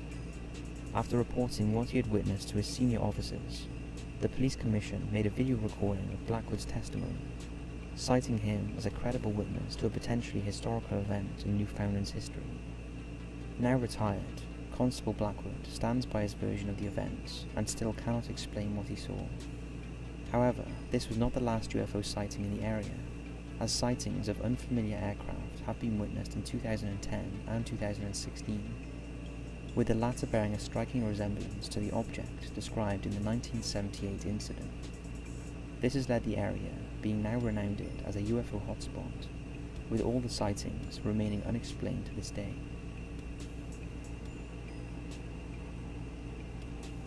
The Vallecas case. The alleged possession and death of Estefany Gutierrez and the subsequent strange events that occurred at her family's Madrid home may be familiar to you. That's because a 2017 film, Veronica, was partially based on the case. It's also the only instance of Spanish police filing an official report claiming paranormal activity to be the root cause of the event that they investigated and witnessed for themselves. On November the 19th, 1992, police received a call from the frightened Gutierrez family in the early hours of the morning, who claimed they were being terrorized in their home by unseen forces, a situation which they had endured since the unexplained death of their 18-year-old daughter, Estefania, a year before. 5 officers, including Inspector Jose Nagiri, arrived at the home, anticipating they would discover a straightforward breaking and entry situation. But as family members who had fled outside to meet the officers explained, this was not the case. They told the officers that they heard unexplained noises, appliances would turn on and off by themselves, and that they heard talking and felt a presence when entering the bathroom. A myriad of other eerie events had also taken place, such as a photo of Estefania catching fire without burning the frame of the house. How is that possible? While searching the home, the police soon experienced the strange phenomena for themselves. Inspector Nagiri gave the following statement when interviewed. "We heard a terrible scream behind us, which came from a small balcony. I quickly opened the door and ran out to see if I could see anything, but there was nothing. No fallen stones, nothing. It was 2:30 in the morning, and the noise was dreadful. When I first entered the room, I noticed they had a large wooden crucifix on the wall, and hanging off it was a smaller pearly crucifix, like the one children get at their first Holy Communions. There was also a poster, but a few moments later, the crucifix had been turned upside down. The little crucifix was on the floor, and the poster and the door had 3 or 4 deep scratches in them, as if someone had clawed through the poster and deep into the door." Bewildered, the helpless police left, agitated by what had occurred, and unable to assist the family, who eventually moved. After this, no further mysterious activity befell the family. The Vallecas case has gathered some notoriety, even before the release of Veronica. Mediums visiting the home, with some claiming the spirit of Estefania and her grandfather were haunting the family. It is also said that her mysterious death occurred due to her becoming possessed after using an Ouija board with friends at school. The group were caught using the spirit board by a teacher who tore the board up and smashed the glass that was being used as a planchette. Some of those present are reported as saying that a mist escaped from the glass and was inhaled by Estefania. Her behaviour changed over the following months, as she suffered fits and reported seeing shadowy figures following her around the house.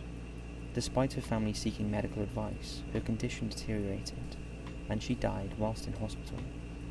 It's been suggested that she was possessed by the spirit of her grandfather, whose embittered relationship with his family led to him swearing that he would harm his family after his death.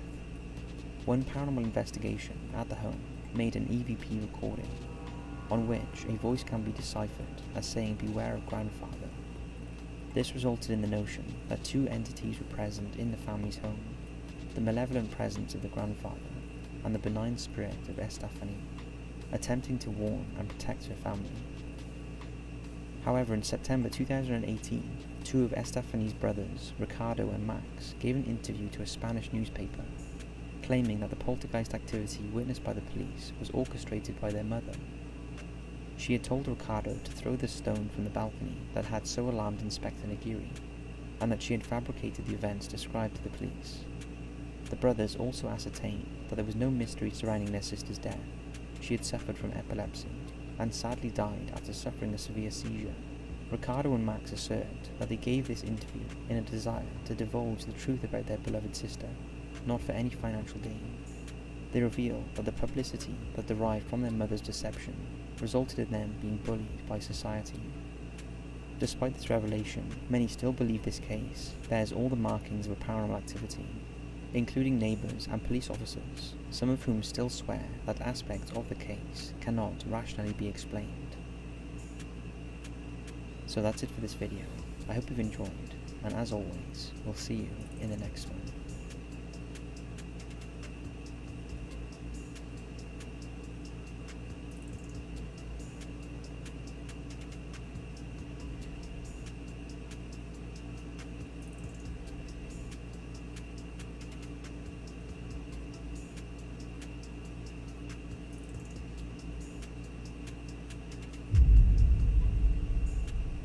Yeah, that was nuts.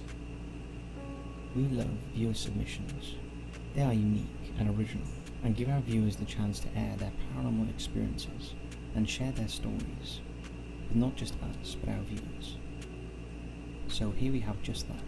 And don't forget, if you have something weird you want to share with us, just email it to mystory@top5s.co.uk, and the most creepy authentic ones will appear in a video just like this. Now it's time to hit those likes, sit back, and enjoy.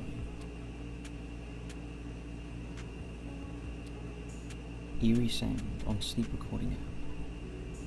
This next one was sent in to us by Mike from Bristol, Connecticut. Mike had been using a sleep app for about a year to monitor his snoring and see if he talked in his sleep. While he listened back to the recordings, I never heard anything out of the ordinary, just the normal sounds of someone sleeping. Then in March 2020, this changed. When he played back his night's sleep, he heard something terrifying and totally unexplained. Before we play the recording, it's worth noting that Mike had the TV off and a white noise machine playing in the background. Perfectly normal and used many times before with no incident. Take a listen to this. Whatever that was, it was loud enough to wake Mike, and as the recording carried on, Mike could hear himself getting up to get a glass of water. After the incident, Mike was so creeped out, he tried to recreate the noise with his friends, but with little success. The closest they got was when they were outside and made the noise, but it still wasn't an exact match. Take another listen to a slowed down version.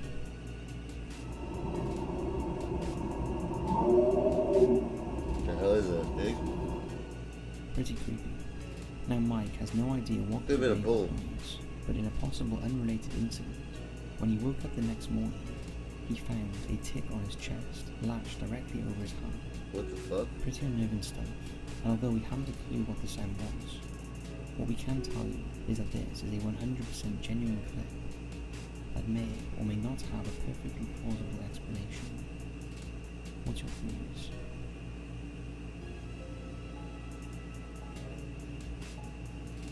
Ben and Laney. Ben and Laney reached out to us as they are regular top 5 viewers and have been experiencing paranormal, possibly poltergeist activity in their rented home in Buckinghamshire since they moved in over 2 years ago. Initially it was just strange noises and unexplained bangs. However, during lockdown, as they were home a lot more, they started witnessing the activity and decided to start documenting it. First on TikTok and later on YouTube, and were surprised at the amount of attention it drew. One of their TikTok videos got 2 million views. It seems it started with doors opening randomly and things falling over or moving on their own. This is the TikTok video that caught the attention of viewers. Okay, I'm free. Oh my god, it's just happened again. Okay, let me shut that again. Let me just show you. There's nothing tied here. I can show you it all. I love it. Nothing tied here. That's the inside cupboard. I just store boots and stuff for winter. Right. That won't show anymore. This last video we're watching, bro, I'm fucking getting tired. Honestly, this I'm gonna fucking pass out. I come upstairs quite often and this is what I find. This cupboard open. I can't watch. I'm done. But I'm going to bed. Yeah, I'm just gonna mess my whole day up. I'll see you guys a little bit, a couple hours, alright?